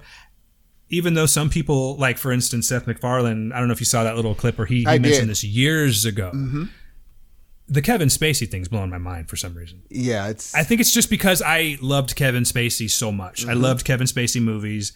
Some of his characters are amazing. Even, like, what was that movie? Oh my God, the Midnight in the Garden of Eden. Oh, you like that one? Yeah. Hated that. I liked his character in that movie. No, it was a long-ass, boring movie, but I loved his character in that movie. Let's talk Kaiser Soze. You know what I mean? Let's talk House of Cards. Yes. You know, all these things just kind of go away now. Yes. I wanted to talk about something real quick before we move along here. Do you think it's fair that Kevin Spacey... Okay, I'm not defending Kevin Spacey, okay, or any of these other people right now. I'm not. Yes. But I wanted to ask you a question. Do you think it's fair that some of these people that have not had a trial yet are getting this type of treatment, where they're getting wiped out of Hollywood and becoming pariahs over social media? But there is another half to this, though. See, I personally, it bothers me a little bit, but at the same time, a lot of these people they're stepping down themselves. You know what I mean? Yeah. Like, I'm not even going to argue the shit. Like, I'm just please pass me by. It doesn't bother me. Maybe it should, especially, being a person of color, you should be worried about accusations going out there. And next thing you know, you're buried underneath the prison. But it doesn't bother me with these guys. It just doesn't, It's fair. It should, and but it doesn't. Maybe. I mean, I'm not, like I said, I'm not defending them, but there is such a thing as innocent until proven guilty. Yes, true. Yes, I get you. It's a hot subject, man. I just don't. I literally don't feel bad about him at all. Well, no, and neither do I. Yeah. I mean, I really don't. But it was just something that I thought of. Like, totally, is it fair? Yeah, totally. I mean, I'm not feeling sympathy for these guys right now. And quite frankly, like I said, if they're stepping down, most of them are stepping down themselves. Or like, I don't even know what the hell Kevin Spacey was talking about, where his defense was that, well, now I'm gay. Yeah. Well, it seems like you were gay back then too, but that doesn't make it any better. He's garbage. Do you know what I'm saying? Yep. Yeah, he's trashed himself, but I don't know. It was just a thought. I didn't know if you had anything to say about that, so swing and a miss, I guess. No, I said I don't feel bad. That's it. That's literally you gave me an answer. Yeah, I should, but I don't. Again, Wow, that was an evil laugh. I know. Yep. Pictured you like tying someone to a railroad track. I know, right there or me rubbing my fingers together, twisting your waxed mustache. Yes. And that brings us to an awesome point where Dan and I give you some news. What kind of news do you have for us? Amazing, life-changing. Oh my goodness, swerve off the road. I can't believe I just heard this news. All right, let's see. Where do we start? A few things I took out here, and I'm going to throw these at you and see what you think. Lord of the Rings, the TV series, is in the works right now. Yes. According to Variety.com, Mr. Hudson. Mm-hmm. Amazon and Warner Brothers are in talks right now to develop a series adaptation of Lord of the Rings. It looks like Amazon has actually won this out. Were you a fan of Lord of the Rings, the movies? They were good. I don't think I was a fan like everyone else was, though. I don't know necessarily yet if they're trying to do like a series that's going to tell the story all over again, or if they're just trying to stay somewhere in that realm.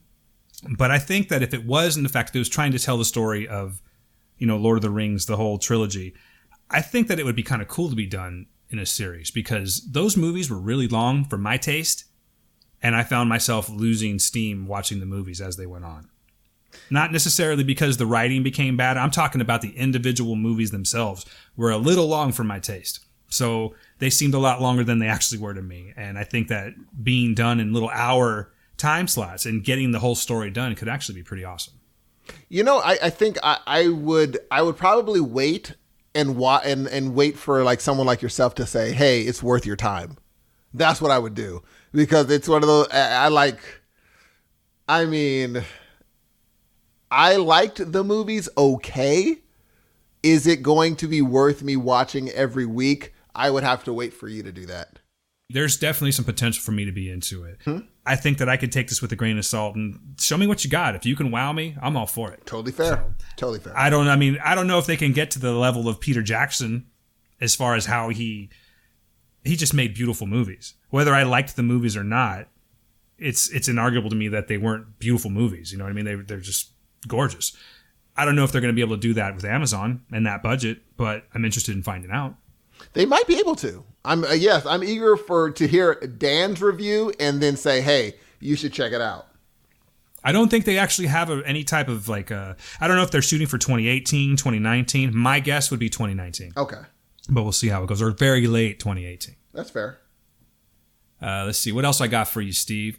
Do you want to know what? Let's do this. What do you think? I kind of like it when we go back and forth. Okay. Keeps it interesting to me. How about when you throw one at me? What do you got? So, Jordan Peele is developing a Twilight Zone series.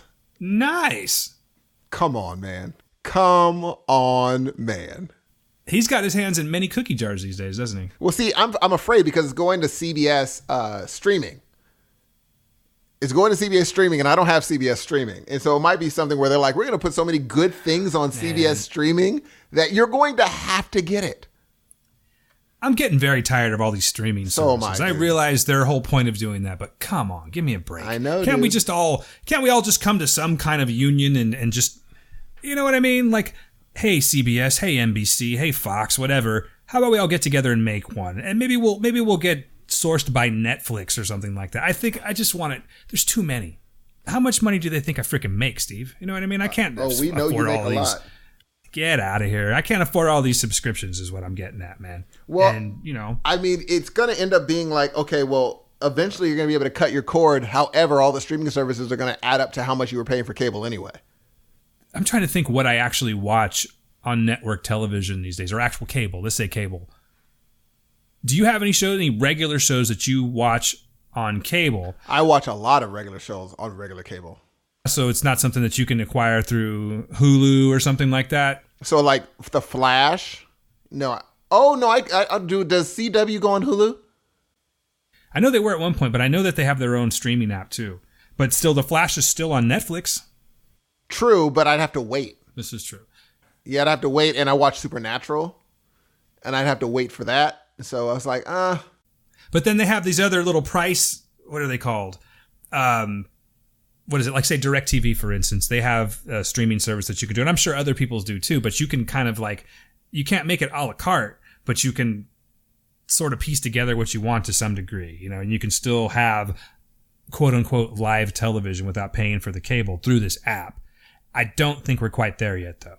I think there's probably too many restrictions that make it, you can't get everything live. You know what I mean? If you're a sports fan, you can't get your sports that way, from what I understand, without paying more money for it.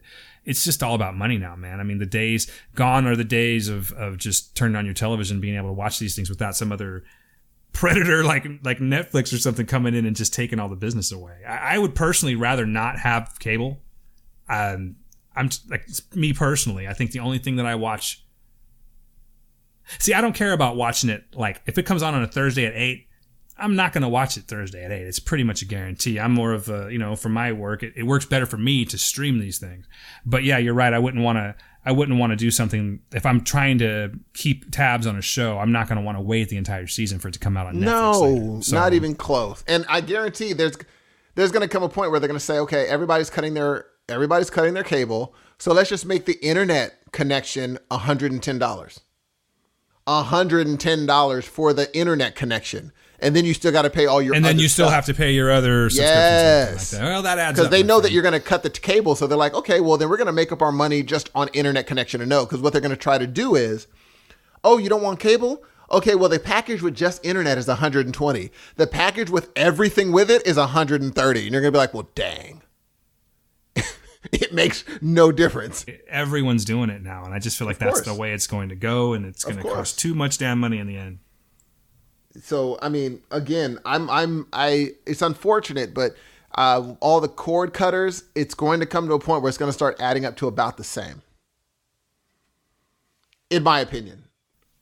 What else do you know about this Twilight Zone, man? That's pretty interesting. The Twilight Zone, I think the big thing, like on Screen Rant, it goes on to describe how one thing that a lot of the Twilight Zones didn't have was how Rod Serling would build in social commentary into a lot of the stories.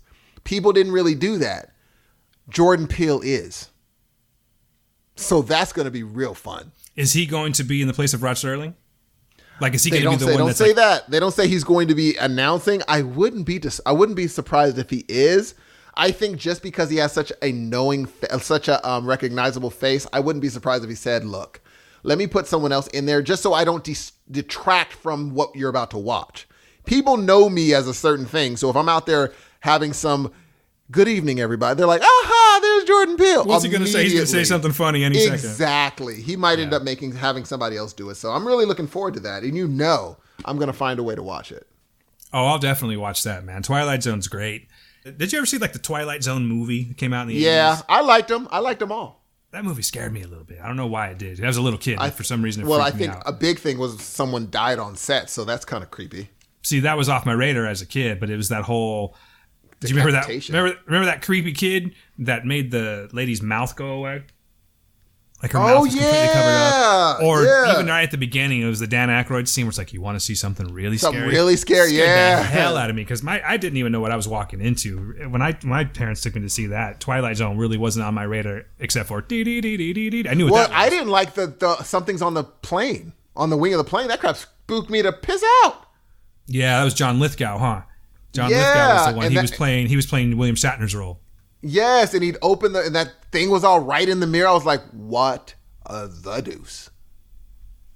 So yeah, I'm really looking forward to it. I'm definitely intrigued. I'll check it out. What else you got, brother? Oh, I got something for you that's right up your alley, my friend. Oh, I can't wait. So, it is no secret that you are a fan of zombie movies, correct? Yes. Well, check this out. George Romero, who created Night of the Living Dead, his son, George Cameron Romero, he's been working on this apparently since 2014. He set up an Indiegogo campaign under the working title of Origins. And I read this actually on ain'titcoolnews.com. But basically, he's making a movie that is called Rise of the Living Dead that he wants to make, which is going to be the origin story of Night of the Living Dead. Yes. And what's cool about this one is that he's not trying to make it like modern zombies. He wants to make it the way his father would have made this movie. He wants to, like he said, it's like a love story. Actually, that was his line. It was a love story to his father. Which is, I love that quote.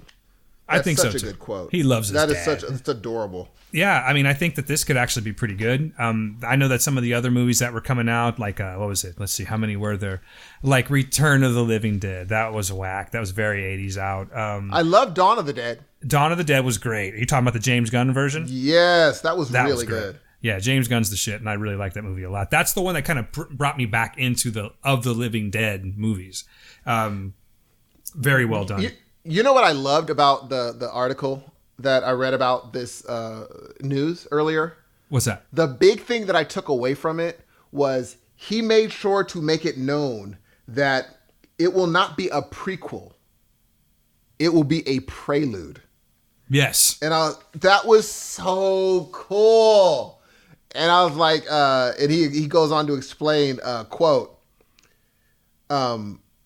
this one is a prelude tonight, the film that created a pop. So what he's saying is, this is showing you what happened. How did this happen in this world? I love that he was like, he said a prelude is an action or event serving as an introduction to something more important. So it's not going to be some sort of, the dead are already here. No. This is more of a, how did we get, only George Romero's son would specify that. That's it. Have you heard the plot? That he had to No, I didn't hear the plot though. Sounds pretty good. Would you like to hear? I can go ahead and read that for you, sir. So this is when he was describing this, outlined when it was called Origins from the Indiegogo account. But he says Origins takes place in the turmoil of the 1960s, just before Night of the Living Dead, and explains how the original Romero zombie was created.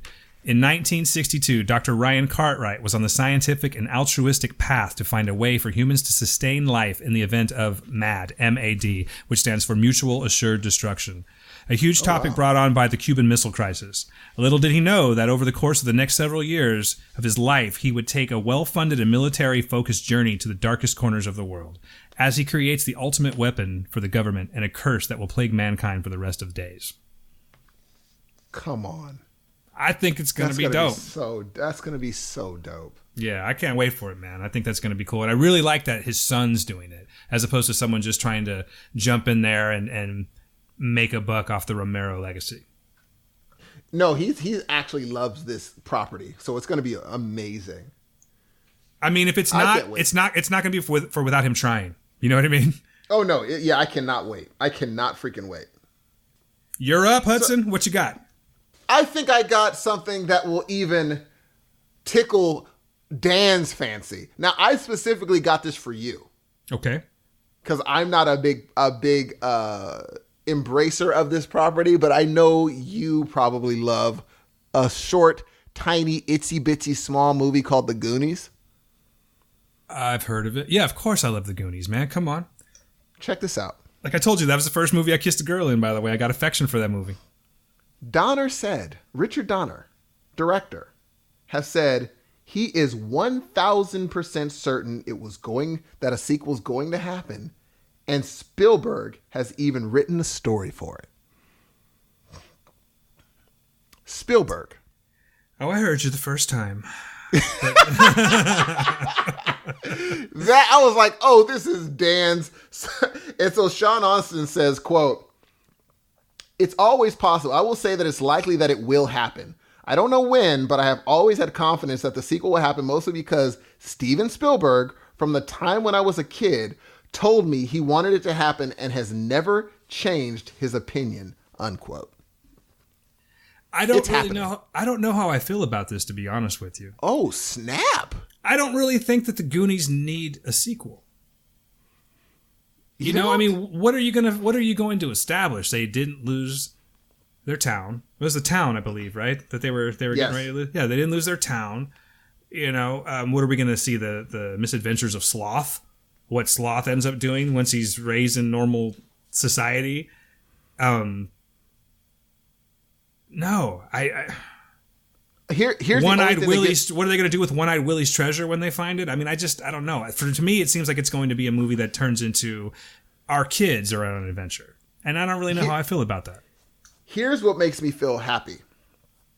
Even though I'm not a big Goonies person, here's what makes me realize that if I were an executive, I'd fund it. Because Sean Austin said when I was a kid. That means when they finished the movie, Richard Donner and Spielberg both said, there is more to this story that we want to tell. There's another side immediately after they were done. So it's not like they were like, what can we come up with? No. He said from a child, he's like, oh, do I have a story for you? So that being the case, there is something else Spielberg wants to do. And Spielberg doesn't come up with bullcrap stories. They said he's already wrote a treatment for it. What is that story? I mean, the only things that are really saving me right now from just absolutely hating the idea is that Spielberg's behind it. And I assume that Sean Astin will also be behind it. I don't know, though. It's not going to be cute anymore. You know, I don't think it's going to be them. It's not going to be them. I don't think it's going to be them. I think it's going to be it's just going to be another set of Goonies in another town that are trying to face adversity, and I don't know. Because right now is the time. Stranger Things, we like kids having silly dialogue. What other time, if not now, would a Goonies sequel work? I get that they're striking when the iron's hot. Totally. But now would be it. At what point, though, Steve, is it going to be where it's like, oh, well, this is just another movie with kids and nostalgia again? It's true. However, we said the same thing with It. I will disagree with you on that personally, because whereas I loved the book, I wasn't a fan of the 90s movie. I just loved the book. You know what I mean? And the kids just happened to be a bonus for me. I wasn't expecting a performance like that. And yes, they utilized a lot of, elements from Stranger Things. But I just think that if they're not careful, it's going to bite them in the ass, because at some point people are going to get sick of seeing kids like that in that type of a situation. You know what I mean? It's just going to become, it's going to become it's becoming the next vampire thing, the next zombie thing. Now it's just a group of kids facing the bad guy. And I just don't know how I feel about it. But if they can sell me... If anyone can do it, yes. If anyone can do it, right. If they can... Hey, I'm not saying it can't be done. And he's wowed me many times in my lifetime. So, more power to him, and let's see what happens. But right now, not super excited about it. Totally understandable. What you got? Well, let's see. Last week we talked about Shazam. And that Zachary Levi is going to be playing Captain Marvel. And I'm happy to say, for those that were paying attention to that, I was very confused for a second there, because, I recalled that Captain Marvel was, in fact, Shazam. And I'm happy to say that I was right about that. That there really was a Captain Marvel in this there. And I believe that he's going to be referred to as Captain Marvel in this movie. But they will essentially just be calling him Shazam. So that's that. That's what I wanted to say. However, they have added to the cast, and I thought I would let you know what's going on with that. So they have a villain now. And the villain is played by British actor Mark Strong, who you may recall as Merlin. He was Merlin in Kingsman, and he was also Sinestro in the horrible Green Lantern movie as well. But I liked him as Sinestro. So I'm all about that there. I think he plays he's capable of playing a good villain. He's got that look for it. He's going to be playing Dr. Sivana, by the way. He's Dr. Captain Marvel's nemesis, if you will. Okay. And then Grace Fulton, who I have not seen Annabelle Creation yet. You said you have seen Annabelle Creation, correct? Have not seen Annabelle Creation. Oh, okay. Well, if you do, you're going to see Grace Fulton in there, and she's going to be playing a friend of Billy Batson, who I'm guessing is probably going to be the love interest, because, every movie like that needs a love interest. Mm-hmm. So that's that. They're adding to the movie. I'm actually excited about seeing this one. The only thing that I really have to compare this movie to is this old thing that you're not familiar with, which was the Sid and Marty Krofft Shazam. But I loved it as a kid. I don't see why I won't love it as an adult. And I'm down to see The Rock as Black Adam. So yeah, I'm all for it. Oh, you already know. Yeah, I'm there. You already know. I'm going to be there. I don't have a news story, but we could talk about this here. We don't have to talk about it right now. But The Rock was he was in the news this week in the Fast and Furious drama that's going on right there. Oh my God! Did you happen to bring that story? I did. No, I did not. But Tyrese said he squashed the beef. I bet you he did. Of course. It's almost like saying, I decided not to race this guy when you're at the racing place by yourself. You know what? I'm calling this race off. They're like, yeah, I know. Because the other guy doesn't know that he was supposed to race today and ain't thinking about you. That's why. I'm thinking Tyrese went and acted a fool on Twitter and gave out ultimatums. And I have a feeling someone said, then go. See you later. That's true. We need big money Rock over here. So good luck with all that. He is not a necessity. Now that we have The Rock, Tyrese is not a necessity. No, and Tyrese will essentially go back to being that guy in all of the Alien movies where he's the hired grunt. What are we doing here, Sarge? You know what I mean? Yeah. That's going to be his role. If he is the guy that's shocked at everything. Yeah. Are them 20-foot robots? Is that an alien right there? That's him. Yeah, he's always he'll be like the third person to die in the movie. Usually. Totally. He might live, but let's face it, most of the time he's going to be dying. But yeah, I think he's so silly. I think he found the error of his ways real quick, or someone pointed that out to him and said, you're Tyrese, but see that guy over there? That's The Rock. That's The Rock. Yes. So, do you smell what The Rock is cooking? Bye bye. Here's what I will say: if you meet him in an alley, you're not going to be all nice and talking all that silliness. I guarantee you. You aren't going to be all crazy like that. He sure was talking a lot of smack, man. I wonder what the real story with those two is. You know what I mean? I wonder what the real conversations that they're having. He's just mad that he's making a solo film. Oh, I know. It's just pure jealousy. And here's the funny part. Here's what the agent probably did to Tyrese. He took him in his office and showed him his offers other than Fast and Furious. Yeah. He's like, you see this post? Is that a Post-it note? Yeah, that Post-it note is your offers right now. Those are it. This Post-it note. That is your list. This isn't a to-do list for me. How do you feel about doing a Preparation H commercial? How do you feel about going back to singing on a bus for Coca-Cola? How do you feel about that one?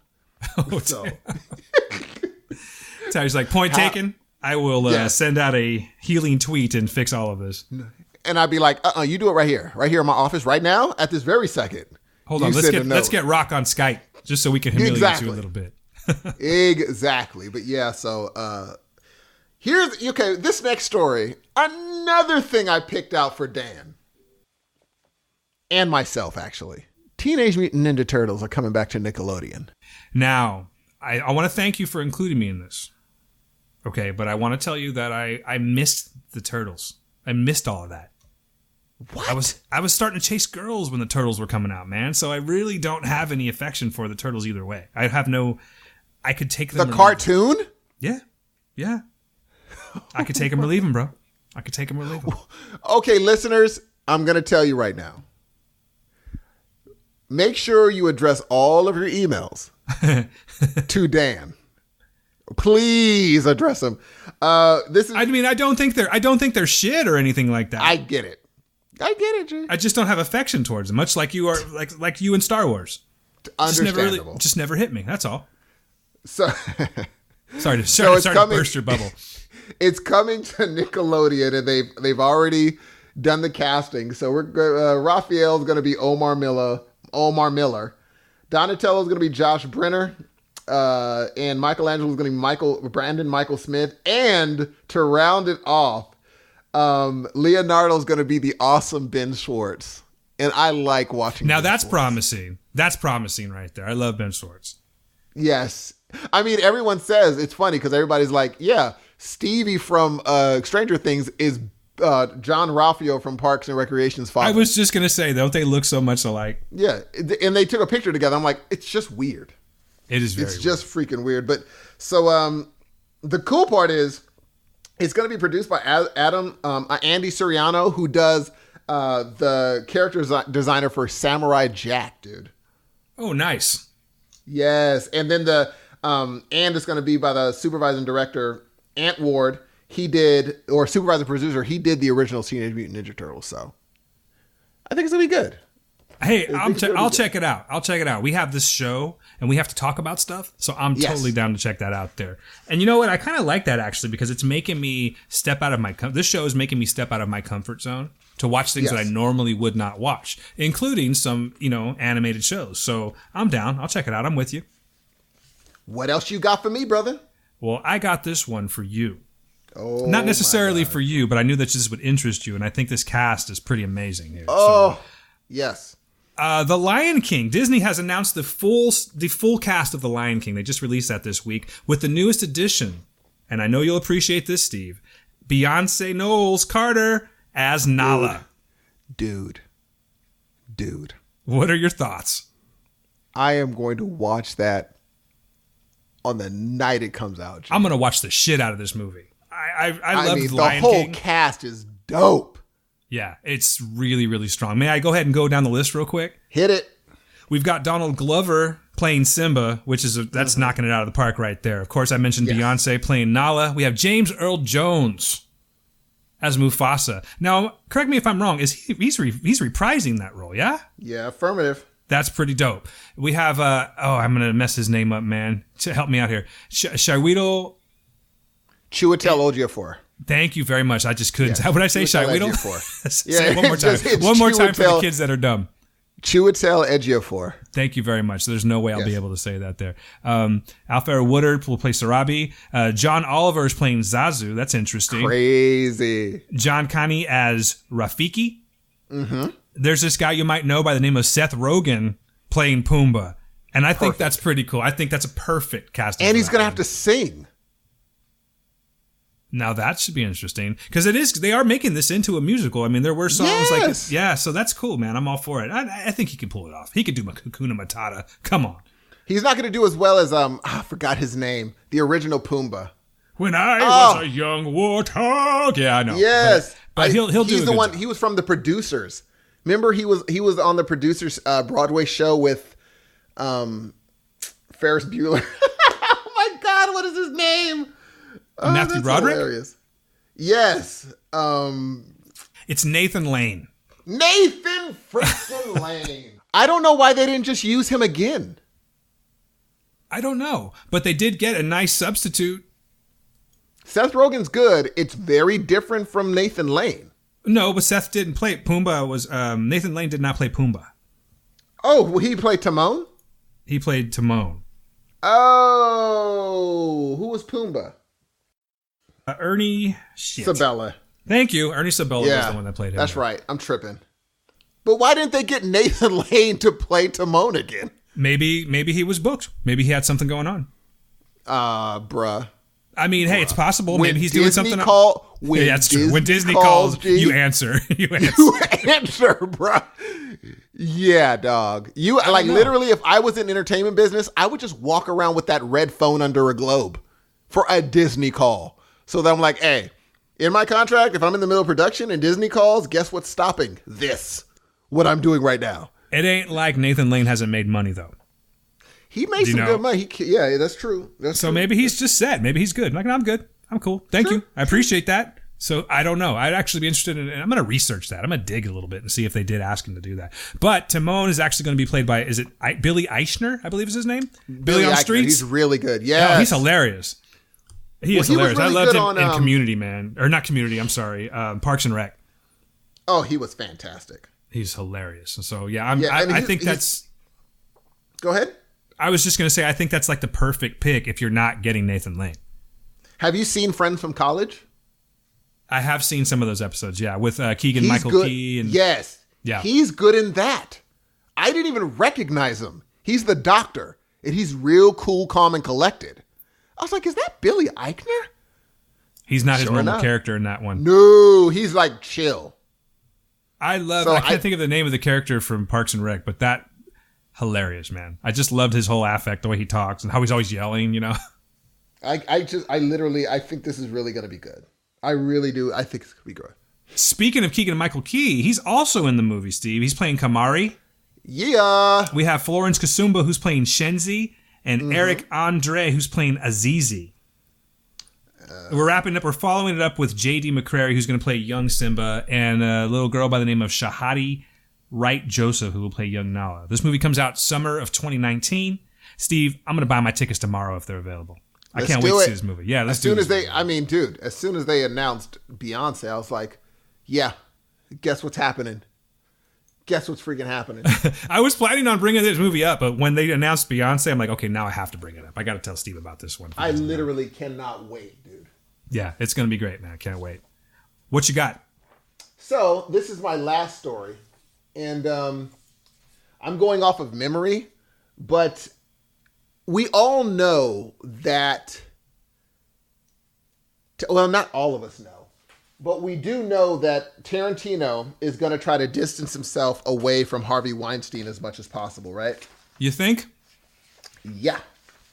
He is trying to do it and so Harvey Weinstein was going to produce his story about Sharon Tate, you know, Charles Manson, Sharon Tate. He's doing it basically about Sharon Tate. And he literally parted ways. He said, I do not want anything to do with what's going on with this dude. So he's looking for a home for this movie. Now, I think Tarantino is a fantastic director, right? And he said Margot Robbie's attached to play Sharon Tate. Ooh, okay. All right. You know what I'm saying? And I'm listening. It's only been referred to as number 9. And they said that because it's Tarantino's 9th film, and they said it's just like how Hitler wasn't the star of Inglourious Bastards. Manson's not going to be the star of this Sharon Tate movie. He's going to be tangential, but he's going to do it about kind of the whole situation. But he's in talks with Brad Pitt, Leonardo DiCaprio, and Samuel L. Jackson to join the cast, and no one has signed on yet. Do you think, is he persona non grata right now? It's very possible. I think that everyone is being extremely careful of who their associations are in the Hollywood industry right now. I really think that this is a time that's going to be talked about in the history books as far as Hollywood goes. Dude, no question. This is huge. It's huge, dude. And they said every single major studio is reading this script except for Disney. Disney's like, don't even send it to us. Yes, we know it's a no. Sorry, Quentin. We're Disney. They're like, no. So I'm interested to see what he does next, but this is going to be the first movie ever that he didn't go with Weinstein and Miramax. Yeah, he's kind of like, I wouldn't say starting from scratch, but it's not, his old habits can't be put to use this time around. Exactly. Is he going to be able to use the same production squad, the same gaffers, everything that he had that was on perfectly, like literally redial?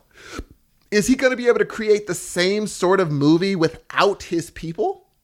Are those people going to jump ship and come to him? I don't know how this works. It's a very interesting question. I'm very curious to see how that turns out because I don't. Yes. I think that he's had his, like you're saying, he's had his system set in place for years, for the duration of his career. Yes. Now he's stepping out. Can it happen again? Because nobody would have funded Inglourious Bastards. No.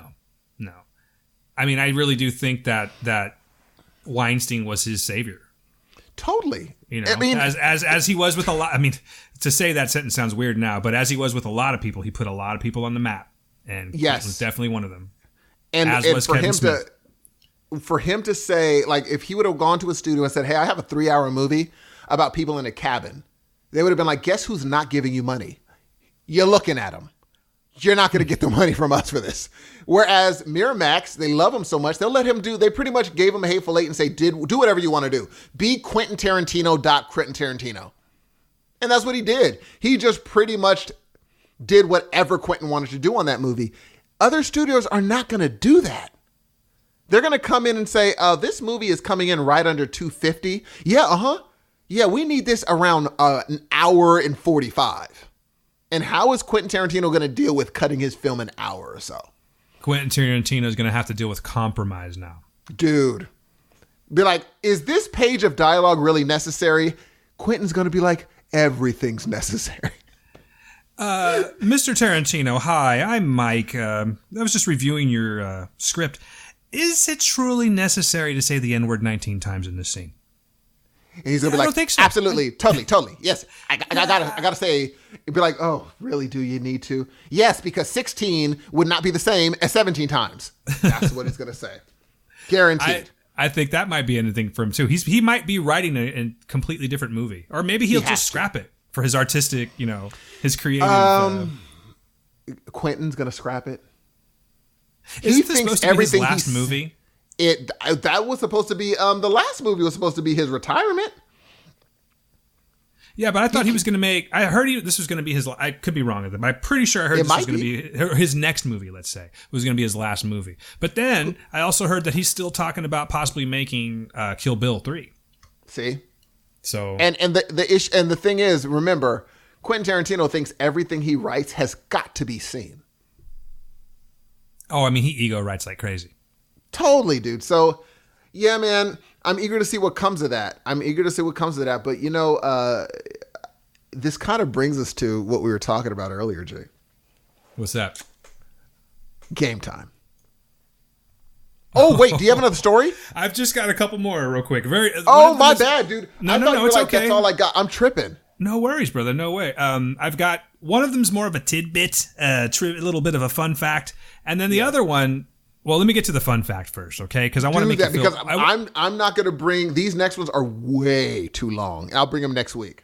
No problem. I just wanted to make you feel old for a second. Okay. So, 15 years ago, Steve, Justin Timberlake's "Justified" came out. That's so crazy. Isn't that nuts, man? I mean, there's really not much news. It's not really a news story, but I read that and I'm like, holy shit! I remember when that album came out. Boy, the time is flying. So congratulations, Justin Timberlake, on your 15th anniversary. I like Justin Timberlake, man. I'm not even gonna front. Dude can act. He's funny. Obviously, he can sing. He can dance. He's kind of like, would you say? Maybe you wouldn't say it, but I think he's kind of like a total package kind of a guy. Like you kind of get everything with this dude, and he's completely likable. Like I will withhold my judgment till after the Super Bowl performance. If he doesn't bring out Janet, you're going to hold that against him. But what if they don't let him? But what if they don't let him though? Like if I was Justin Timberlake, ooh, that's strong words right there. That's a very strong opinion. He screwed her over, dude. Even she was like, you know what? I thought he was cool. I guess he's not. Interesting. You can't do a Jackson over like that. I'm sorry. You got feelings about this. This is something that we should talk about. This would be another subject we should talk about. For sure. Yeah, right. Justin is good. Like, I thought that they had maybe made up, but for him to take this job, because remember, everything that's happening with the NFL right now, Jay-Z passed on this job. Jay-Z doesn't need the Super Bowl. Actually, none of these artists need the Super Bowl. But exactly. Jay-Z could have done it, but with all this going on, all the protesting, he's like, oh, no. What I'm not going to do is put my name with the NFL right now, because he can afford to be like, nah.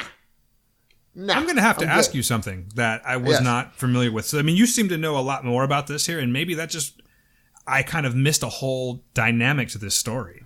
Yes. So I was not aware that there was bad blood between Janet Jackson and Justin Timberlake. Oh, yes. I really was not aware of that. Would you care to elaborate just a little bit for the people that didn't? I mean, I'm sure I'm probably the only one. But tell me a little bit about this. Okay, so the situation happened where the boob reveal. Oh yeah. No, I got that. I know all that part. Essentially, long story short, Justin threw her under the bus. How so? Well, he didn't he kind of was just like, I was just as shocked as anyone else, and whereas Janet, people were like, oh, it must have been Janet. Like the interviews he gave made it seem as if it was totally on her. And Janet's like, it wasn't totally on me. It should have been even she says, it should have been hold on, let me find it for you. Let me find the quote. They called it Nipplegate. It's so stupid. Relate quote. No, that's new to me. I didn't know that. But there's a quote where Janet was just like, that's not how friends act. I thought he was a friend. That's not what friends do.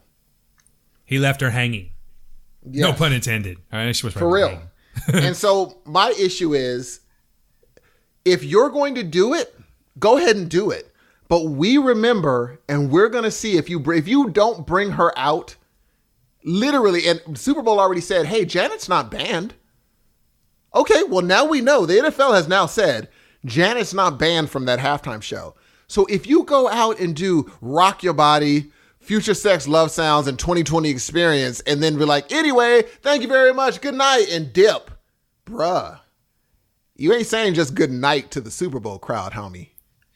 You know what, man? Now that you're putting it in that way, it's pretty foolish if he does it. Whether or not you end up liking or whatever, your opinion on Justin Timberlake or not, it seems foolish not to do that just for the sake of ratings. Dude. Just for the sake of an NFL. NFL needs everything they have right now. Thank you. To retain their viewers. You know what I mean?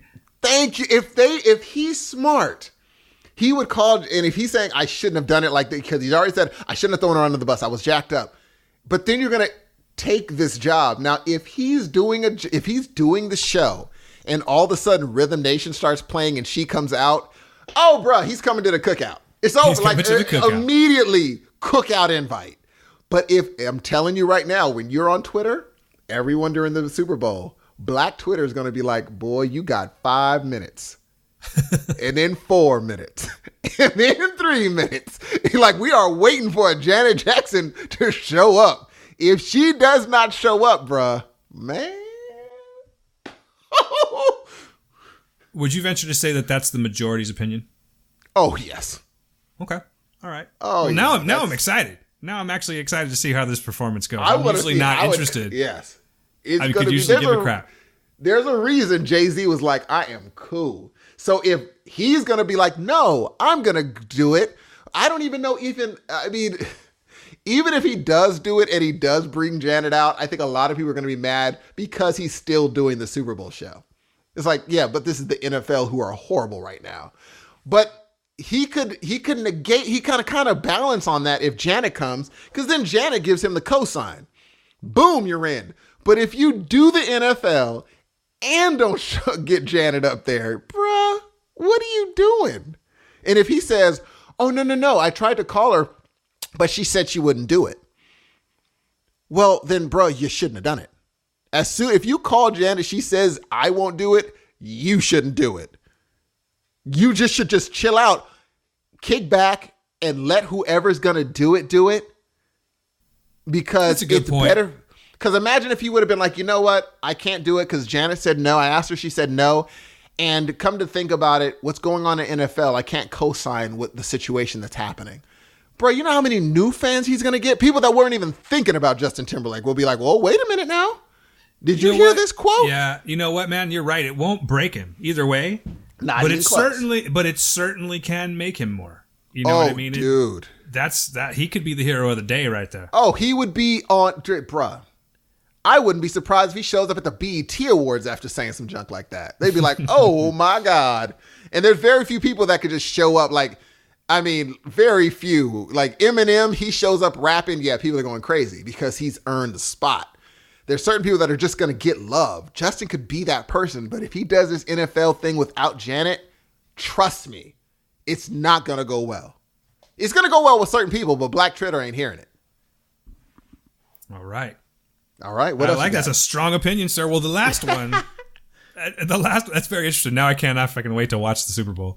Like the first time I think I've ever said that sentence, by the way. The last one, Steve, is a little bit of a fun thing for me.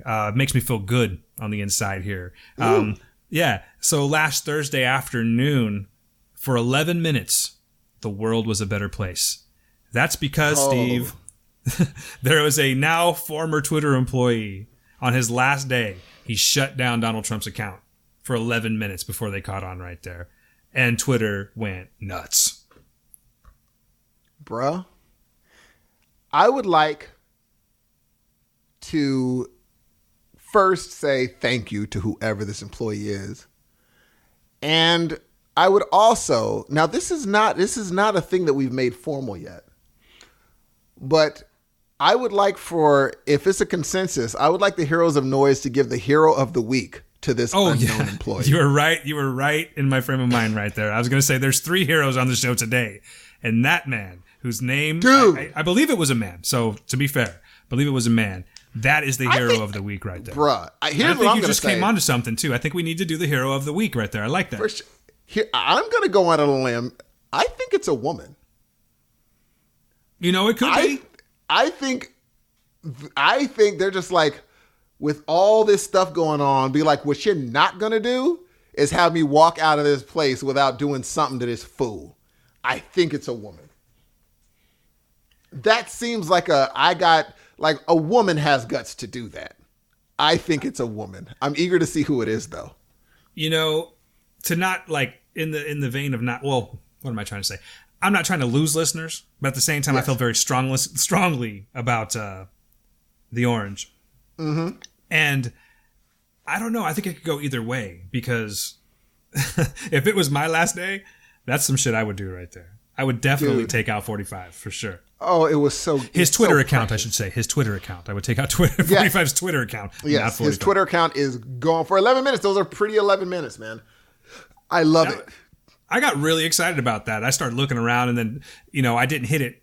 I didn't catch it right at the beginning of the 11 minutes. I'm not going to, pretend I did. But I did catch it as it was happening. And I got very excited until I saw it's back. And I'm like, oh. Yep. It was like a dark cloud, then the sun shone through, and then a dark cloud came back. I am 100% convinced that this man is tweeting from the toilet every morning. Of course. And that's what it is. He's taking an unusually long dump, and he's just tweeting nonsense every morning. But anyway. Yes, yeah. Thank you for whoever that wonderful, awesome, and amazing employee was. And, hey, come on the show sometime. MVP of the week right there. Yeah. So, all right. Well, I think that wraps up all of our news for this week, Steve. I think we did a fairly good job there. What do you think? I think we did. Now, you were talking earlier about some game.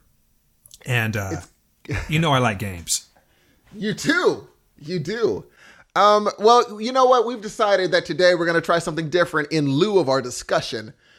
And it's called Game Time with the Heroes of Noise. Now, what we do in Game Time is we have come up with a bunch of different silly games that we're going to play with the audience and Dan and myself. And we're going to figure out if Dan, today it's going to be Dan, or myself, is the hero of noise for the day.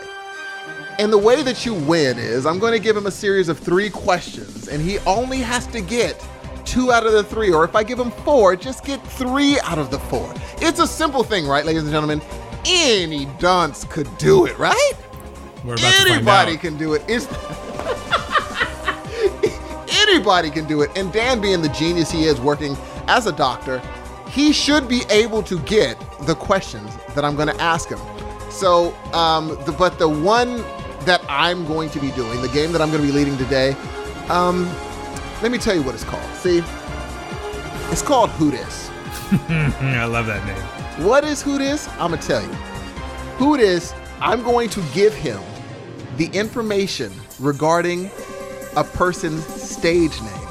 And all he has to do is give me the entertainers, or I'm going to give him the real name. All he has to do is fill out what the entertainer's stage name is. I'm going to give him clues. I'm going to give him everything he needs to figure out who is this person.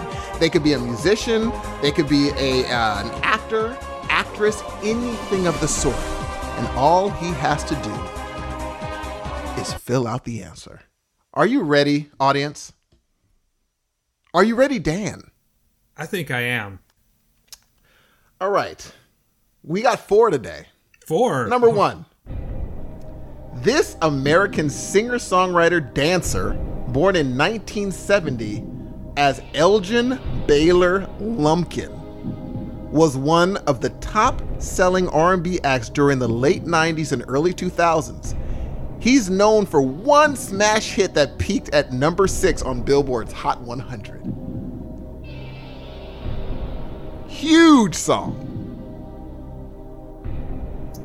Can you repeat that one more time? This American singer-songwriter dancer was born in 1970 as Elgin Baylor Lumpkin. He was one of the top-selling R&B acts during the late 90s and early 2000s. He's known for one smash hit that peaked at number 6 on Billboard's Hot 100. Dan, who this? Can I call a friend? Negatory. Okay. Elgin Baylor Lumpkin. Yes. You say he was a dancer? Yes. A songwriter, singer. Dancer, songwriter, singer, Elgin Baylor Lumpkin. Uh-huh. Okay. Do you have any additional hints for me before I venture off here? I will give you, he's black. And he was bigger in the 90s? Huge in the late 90s. Early 2000s, he was still big. But his smash was, around that time. Wow. Okay. And you still know this song. Do I though? Are you sure about this? Yes, you do. Because that's not dry. Even if you didn't know it, you're married, so she knows it. All right. Okay. I'm almost willing to bet I don't, but... Oh, you do. So, okay, you said you have 4. So are we going to go... I have 4. Are we going to go all 4, or are we just going to do one at a time? I'm going to do one at a time and wait for you. Are you logged in? Have you jotted down your answer? 1970, you said it was born. Uh-huh. I'm terrible. Was it R&B? Yes, it was. Oh, I'm screwed. Let's see. And you know this song. 1970. I feel like I'm older than the person I'm thinking.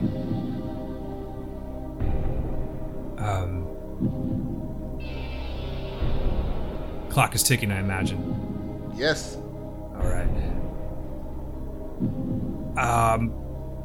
I think I'm wrong. Okay, just log it in and we'll go over it at the end. Oh, gotcha. Okay, so, all right, I'm locked in. All right. So, next, this singer-songwriter named Peter Gene Hernandez, born in 1985, was signed and then dropped by Motown, after which he was signed by Atlantic, beginning his meteoric rise to this very day. He has received 5 Grammys and was named one of Time's most influential people in the world in 2011. Oh, that's Dan, no pressure. Who this? Can I have the name one more time, please? Peter Gene Hernandez. He is a singer-songwriter. Same genre? He's everywhere. Okay. This one seems a little more safe for me.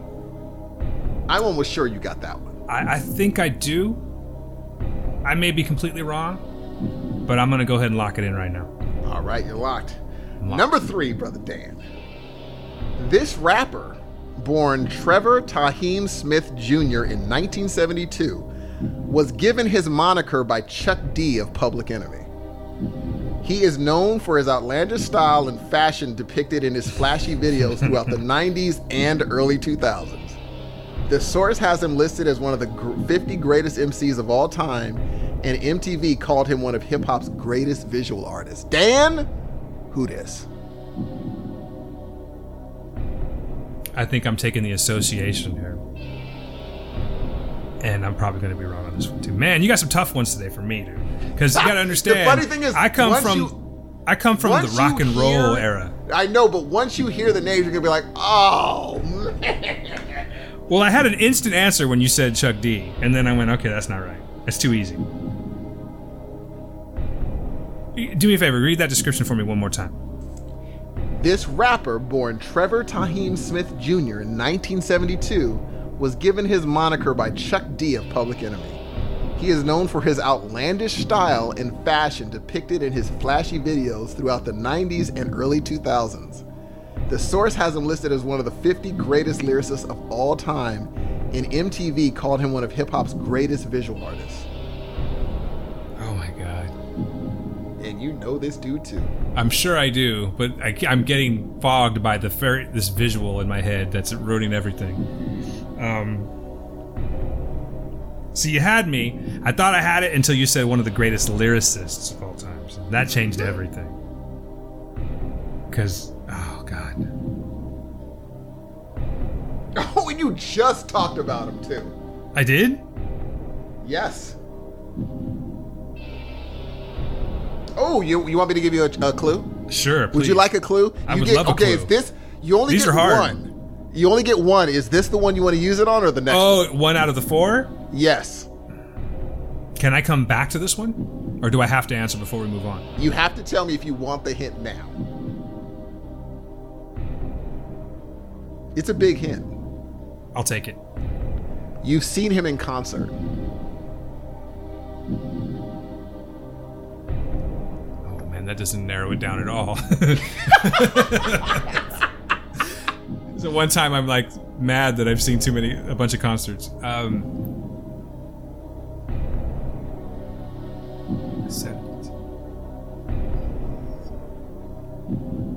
Okay. All right, I'm locked in. All right. And for the final one, ladies and gentlemen. I should write these down and remember the ones I'm locking in.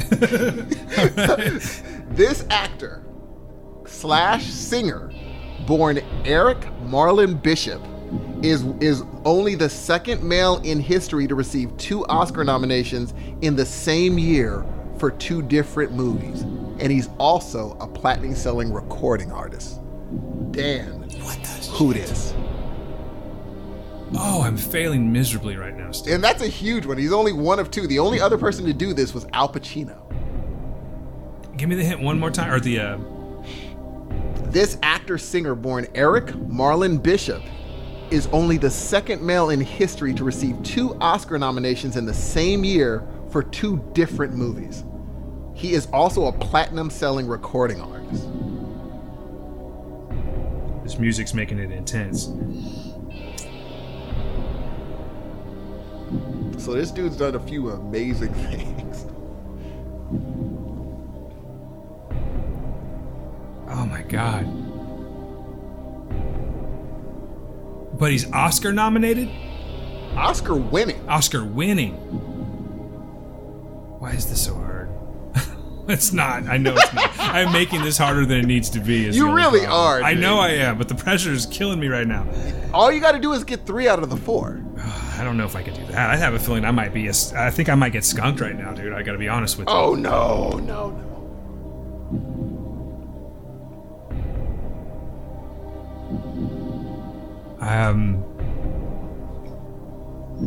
Oscar winner.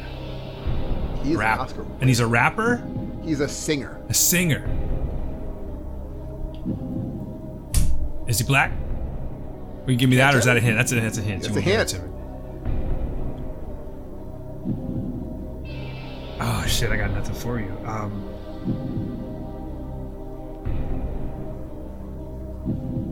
I don't know. I'm drawing a blank. All right, you can leave it blank. Ladies and gentlemen, give Dan a round of applause for going for it. And I'm hoping all you ladies and gentlemen did not cheat, because we're going to go over the answers post-haste. Don't give me a round of applause, because I sucked on this. But okay, I'm ready for the answers. Number 1, This American singer named Elgin Baylor is none other than Genuine. You never let me give my answers. What was your answer for the first one? Oh, no, I was wrong. But I was going to say. And so that's why I knew. Pony, you know Pony. I don't think I know Pony, dude. Yeah. Genuine? I honestly, if you were to ask me. Yeah. You know that, because it plays on every.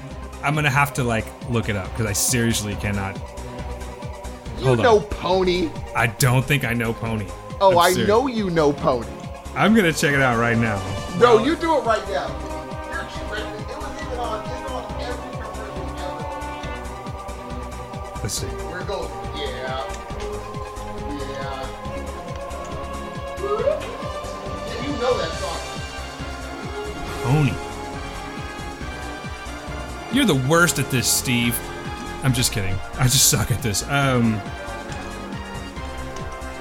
Okay, here we go. Let's see.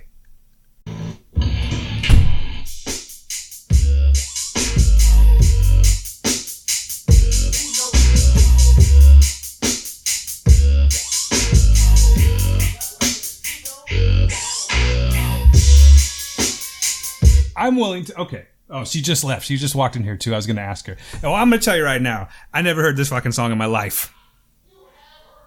But all right, hey. Yeah. Okay, hold on. Nothing. Hey, okay, hey, all of you. I'm sorry, I was away from the microphone, so they're not going to be hearing what I said.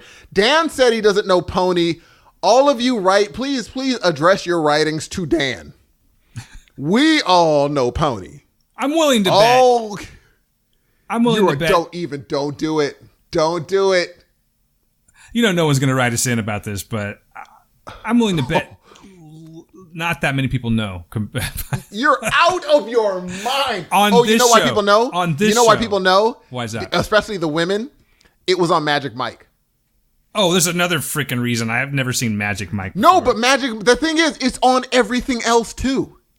Okay, well, okay. So I have somehow been under a rock. I'm gonna give you a buy on that one. Even though I'm curious, I'll give you a buy. Okay. All right. Who do you have logged in for number 2? Give me the hint again, or the singer-songwriter named Peter Gene Hernandez. Okay. All right. I'm going with Babyface. Oh snap! No, it's Damn. Bruno Mars. Oh, you know what? Hernandez, man. I didn't even take into the whole That's why I was like, thing. Hernandez. I'm like, that should have given it away. What was the date? Did you tell it when he was born? 1985, yeah. 1980. Oh, shit. I didn't even hear 80, dude. See, that's my fault right there. But Babyface is a songwriter. I just figured out that was it. You would have totally got Bruno Mars. I knew that you would get. That's why I was like, now you get me. I think you intimidated me with all this. Oh, no.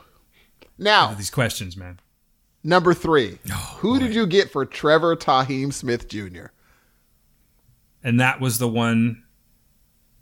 Chuck D gave that him was his Chuck moniker. D. I'm wrong again. I know I'm wrong again. Who did you say? Did you give me a date of birth on him? I did, 1972. LL Cool J. So close. Busta Rhymes. Yeah, I'm just failing miserably, man. And the thing is, that's why I said you've seen him in concert. That's what made me pick him. That's what made me pick him. I did see him in concert, but he did open. I didn't pay to see him. And then the thing is, when it was like outlandish style, and I'm like, who else would they say that about? I don't know, man. You can tell that where we were in the 90s is a lot different than different places. I'm going to go, don't trust me, next time we're doing rock, and I'm expecting you to get every single one of them. Well, okay, that's what I'm going to do to you this time is I'm going to flip it on the next one, and it's all going to be rock-oriented, all right? Let's do this, man. Fair enough, okay. All right, now. I think it's a skunk, ladies and gentlemen. It's not a skunk. All right. Who did you get for the actor-singer born Eric Marlon Bishop? I got nothing for that one. Oscar winner is what's throwing me. A singer that's an Oscar. What male singer won an Oscar? That's the part that's jacking me up. He turned into who he was playing so much that we were absolutely shocked. He even looked like him. When did he win the Oscar? 2004.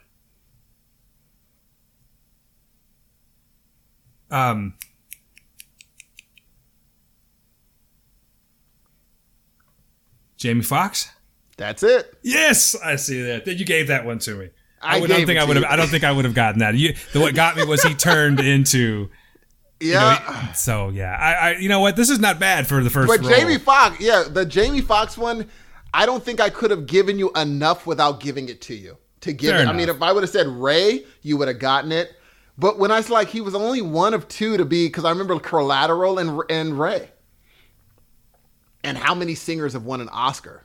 You know what gets me about that is that I still think of him as a comedian. Oh, do you? Yeah. So when you say singer, like I just, if I would have said comedian, I literally couldn't tell you one song that he sings on his own. If I would have said comedian that won an Oscar, would you have gotten it? No, I probably would have hit you with some Jim. I don't know. It's like I got to pay attention to my Oscar trivia, man. You're good. You found some really hard questions, but no, I don't think I would have gotten it. I think that you gave it away. I think it was the transformation. Whatever you said about transformation, he turned into. That's what got me. And then I started thinking, oh yeah, Jamie Foxx sings. That's right. You know what I'm going to do for you? What's that? I'm going to do something for you. I'm going to hit you with shit like he was the first singer for Iron Maiden. That is way too in the weeds. Is it though? Is it Genuine? Is it Pony? I don't think it is. Here's what I'm going to do. But the thing is, the other three, you totally should have got Bruno Mars, G. That's true. He just came to town, by the way, too. You could have said that. That would have gotten me. Busta Rhymes, you should have gotten. I don't know a lot about Busta Rhymes outside of his music. The Outlandish, and then the thing is, they're like Outlandish, and you've seen him in concert. Those two would be like, oh, well, what other rappers have I really seen? I've seen quite a few. You have seen. All right, I'm going to leave you with one more for a rock one for you, okay? Fair enough. This singer, born Paul David Hewson, is an Irish-born singer-songwriter musician, and he is best known for a lead singer of a certain rock group. Paul David Hewson. I'm going to go with Bono. That's it. See how easy? See how that came along? I know rock and roll. Here's what I'm going to do for you. Here's what I'm going to do for you next time. Genuine Pony. Next time. Okay, here's what I'm going to do. But you can mix it up too. Okay. Next time, you can do rock for me too. Now, I didn't go hard because I didn't go like 112 and I didn't go deep R&B. You would have been like, one who? Yeah, but no. If you could have gone Jodeci, Blackstreet, any of those, and I would have been like, I have no clue. You would have really. I tried to go as obvious. Genuine I thought you would know that one, but the other three, I literally thought, oh, he's gonna know Busta Rhymes. No, somebody should slap the shit out of me about the Bruno Mars one, but that one I thought was but the Bruno Mars, I thought you'd get Busta Rhymes before Bruno. You threw me with the whole Chuck D thing. Which is, it's a fact, but who I first thought of when you said Chuck D and then you said Flavor Flav. Right, but then you said best lyricist. And I was like, oh no. Yeah, and you knew. Let's go ahead and take that away. The only reason I went, because I know you get into the weeds of people.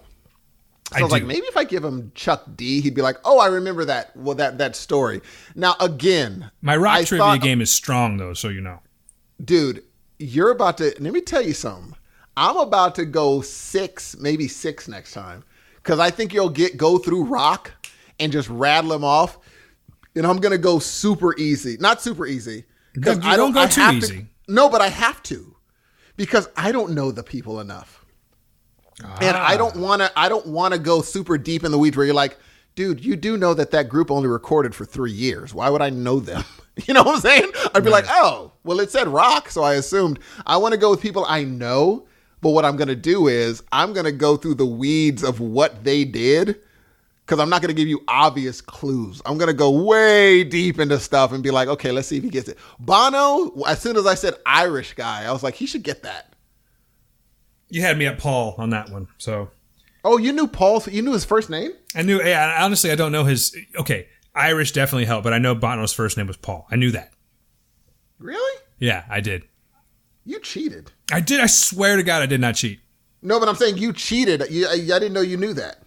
Well, it's not cheating. You threw the question at me. Oh, I got never mind. Because I found a site with like 300, and I have a really good one for you. I have a few. I got some that are coming out the gate. It's going to take us like a year to get through a bunch of them that you know. All right, I'm going to do one for you, but you're going to have to let me pause for just a quick second so I can pull it up. Do it.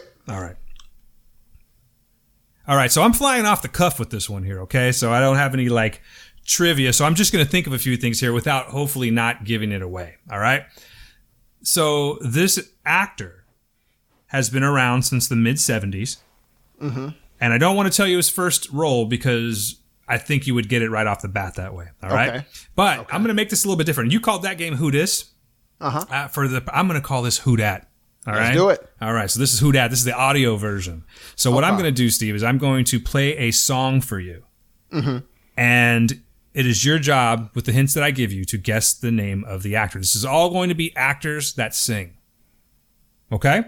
Let's do it. All right. So let's see here. This singer, like I said, or this actor, debuted in the 70s. He was very popular up into the 80s. In which case he kind of dropped off for a bit, but has since made a resurgence, which has consisted of hits or misses. Okay. Let's see. Is there anything else I can give you? There's a lot of things that if I say keywords, you're going to be like, oh, it's this person. So I have to be very careful about this. Okay. Here. But I'm just going to go, you're a musician. So I'm going to go ahead and just play you some audio right now.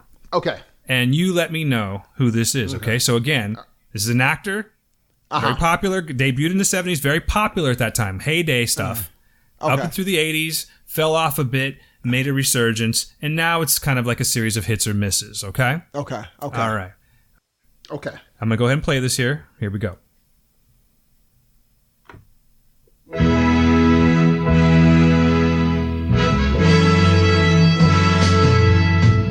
Different today.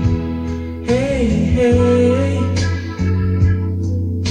Something she said has stuck in my head and I can't get away. Gonna let her in. Gonna let her in. Gonna let her in my life. You know what I find? Can you hear it okay? I can hear it, yes. I need to give you a time limit. You have 20 seconds, sir. Okay.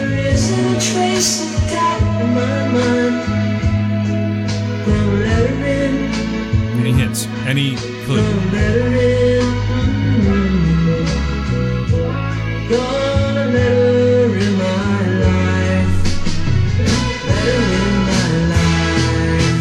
That's it. That's all you get. Mm-hmm. Shall I recap shall I give you the clues one more time? Please recap the information. So, it's an actor, as the game is going to call for. Very popular in the 70s and through the 80s.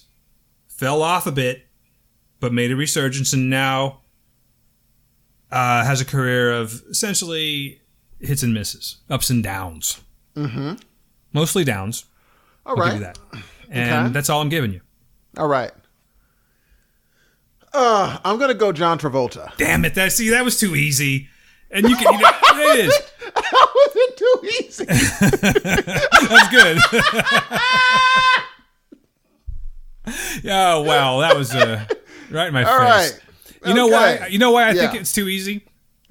Because, I mean, and it is. He has a distinctive voice. Yes. And as I was listening to it, he said a couple of things. And he might as well have said, that's right. You know what I mean? What? Where? Yeah, that's he definitely had that. As I was listening, I was like, damn it. Dude, and you know what, man? Hey, that was a good one. Thank you. And it should have been out of my wheelhouse, too. All right, I'm going harder this time. I'm going to do one more. Right. One more. Hold on a second here. All right. Okay. This is an actor from, I guess, probably from the 60s. Oh, my God. This is a 60s actor who's now, he's deceased. He's deceased. I'll give you that. Uh-huh. Okay, he's deceased. Okay. Cult status.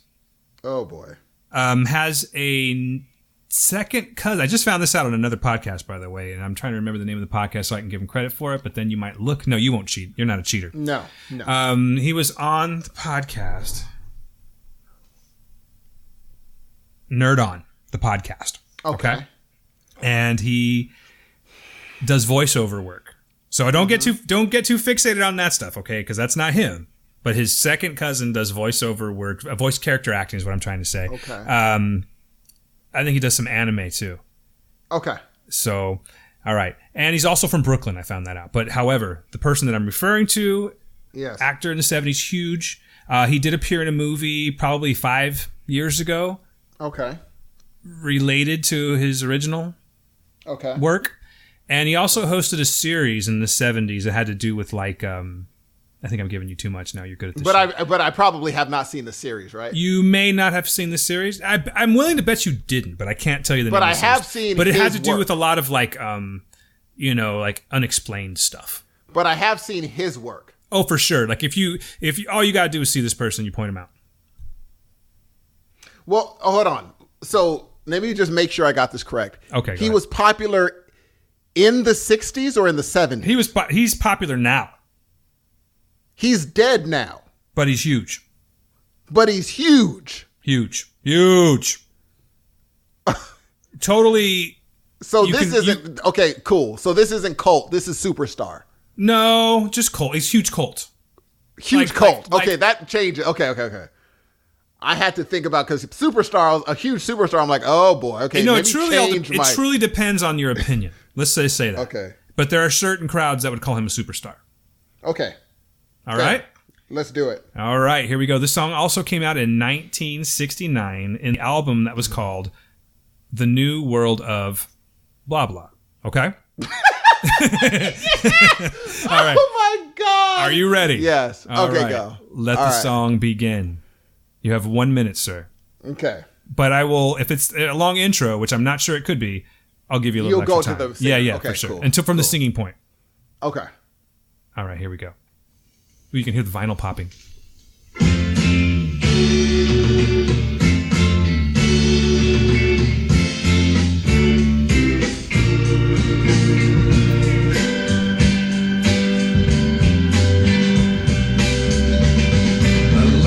Good job in the city, working for the man every night and day, and I never lost 1 minute of sleeping, worrying about the way things might have been. Big wheel keep on turning, Rod Mary keep on burning. Oh my God.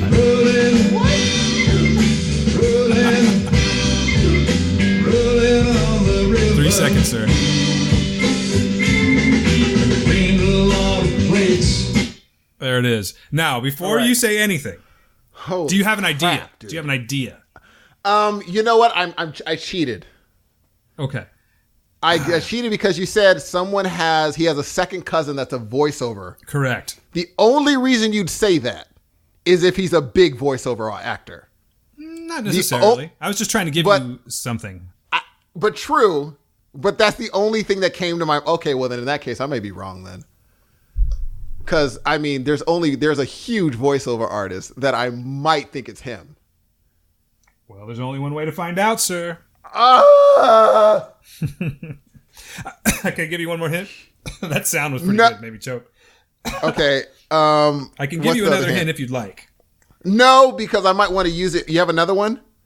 Do you have another question? Because I could use it for the next question. I don't want to. Okay, cool. I could probably come up with another one, but I think we can save it. Easy. Yeah, we can save it. What's the hint? He reprised his role. Mm-hmm. The role that I was talking about a few years back. It was a reprisal of his original role. Damn, that doesn't help at all. God, and I know I'm being. This is a hard one, but it's like genuine hard. Skip it. I'm gonna go with my original thought. All right. If you're gonna the voiceover artist can only be Billy West. Billy West has the same last name as Adam West, so I'm going Adam West. Oh, so wrong. But I could kind of see where you're going from. And is there a relation between Adam West and Billy West? I don't know. Oh, but is there? Okay, but was it Shatner? Oh no, but you're so close, so freaking close. Who was it? No, it was freaking Leonard Nimoy. Leonard Nimoy. Yep, Leonard Nimoy. Not bad, dude. Not bad. I mean, you were kind of there. And the voiceover artist was Jeff Nimoy, who does he's for Digimon. Dang it! I could have gotten that, dude. If I'd have said Digimon, would you have gotten it? Do you know who Jeff Nimoy is? No, I would have gotten it had I thought about. There was just one clue that I didn't take into consideration. The strange encounters thing he used to host. I remember that. In Search Of. It was called In Search Of. Yeah, but if I'd have said that, you would have got that because you're good that way. Yes, but that one, okay, that's the level of hard I want every time. Okay, do you want one that I think's kind of easy? Matter of fact, no. I want one that's terribly hard every time. Because that one, the thing is, that is tangible to me. That Leonard Nimoy, I could have gotten that. So I like that one. Okay, I got one for you. I got one for you. All right. But this is just for shits and giggles, okay? Okay. Hold on. Now, I'm not even going to give you hints on this one. Okay, I just want you to hear it. And maybe you've heard this before. Okay. I used to laugh at this quite a bit. In fact, when I was in like the college years, when I was big into irony, I actually purchased the album because I thought it was cool to have it. So anyway, it was complete garbage. But let me see here. Oh, that's a good one too. That's a good one too. Which song do I want to play? I'm going to go with this one here. All right, here we go.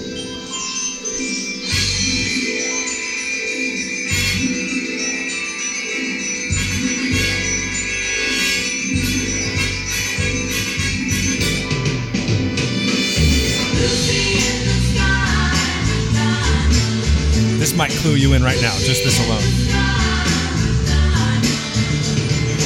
Is that a girl? That's irrelevant. This is backup singers. Here we go. You got to get this. Picture yourself in a boat on a river with tangerine trees and marmalade sky. Yes, I know who it is. Somebody calls you. That's funny. Who's it? Shatner. Easy, yes, easy. I'm glad I didn't go with that one. That's Shatner. Yes. Not bad, not bad. Yes, that was a very good. But I got one out of the two. I was putting my feelers out there. I kind of wanted to get a little taste of where you're at. So now I know what I'm working with. And now I know where I'm working with too. Now we tried this off mic once before, and I really, really regret doing that one. Oh, you would have got you for sure on that one there. Even though you ended up knocking it out of the park, it took many hints to get you there. Dude, I dare say this should be a weekly thing. We can definitely try it out. Hey guys, what do you think about this? Do you like this game? Were you playing along? Let us know, because if you like Who Dis and Who Dat, I think we got ourselves a new, regular weekly thing that we can do here. All right, ladies and gentlemen, that brings us to the end of our show. But before we leave, we want to let you know how to get a hold of us. And let me tell you, we do respond. You hit us up on Twitter, we're going to respond, especially Dan. Dan loves being bothered. So bother him all you possibly can. How do you do that? He's about to tell you. It's no bother whatsoever, folks. Trust me. I love this stuff. We are the Heroes of Noise, ladies and gentlemen, and we would love to converse with you, correspond with you, tweet with you, whatever you want. And we love voicemails too. So I'm going to give you all that information right now. I've had fun this show, Steve, by the way. I thought this was a pretty fun one here. I know we didn't necessarily tackle a topic, but I like what we did with it. So hopefully it doesn't really matter if we liked it. It definitely matters if you guys liked it. So please, if you did, let us know by the following information here. Any one of these will work. If you'd like to reach the Heroes of Noise podcast, you can reach us at just that, Heroes of Noise podcast at gmail.com. You can reach us on Twitter at Heroes of Noise. You can reach myself, Dan Ramirez, at DanQ Public, and you can reach my friend Steve at SE_Hudson Music. Our voicemail is area code 559. Get your pencil. I'll wait. You too. Get your goddamn pen. You sharpen it. It don't work, huh? Get a pen.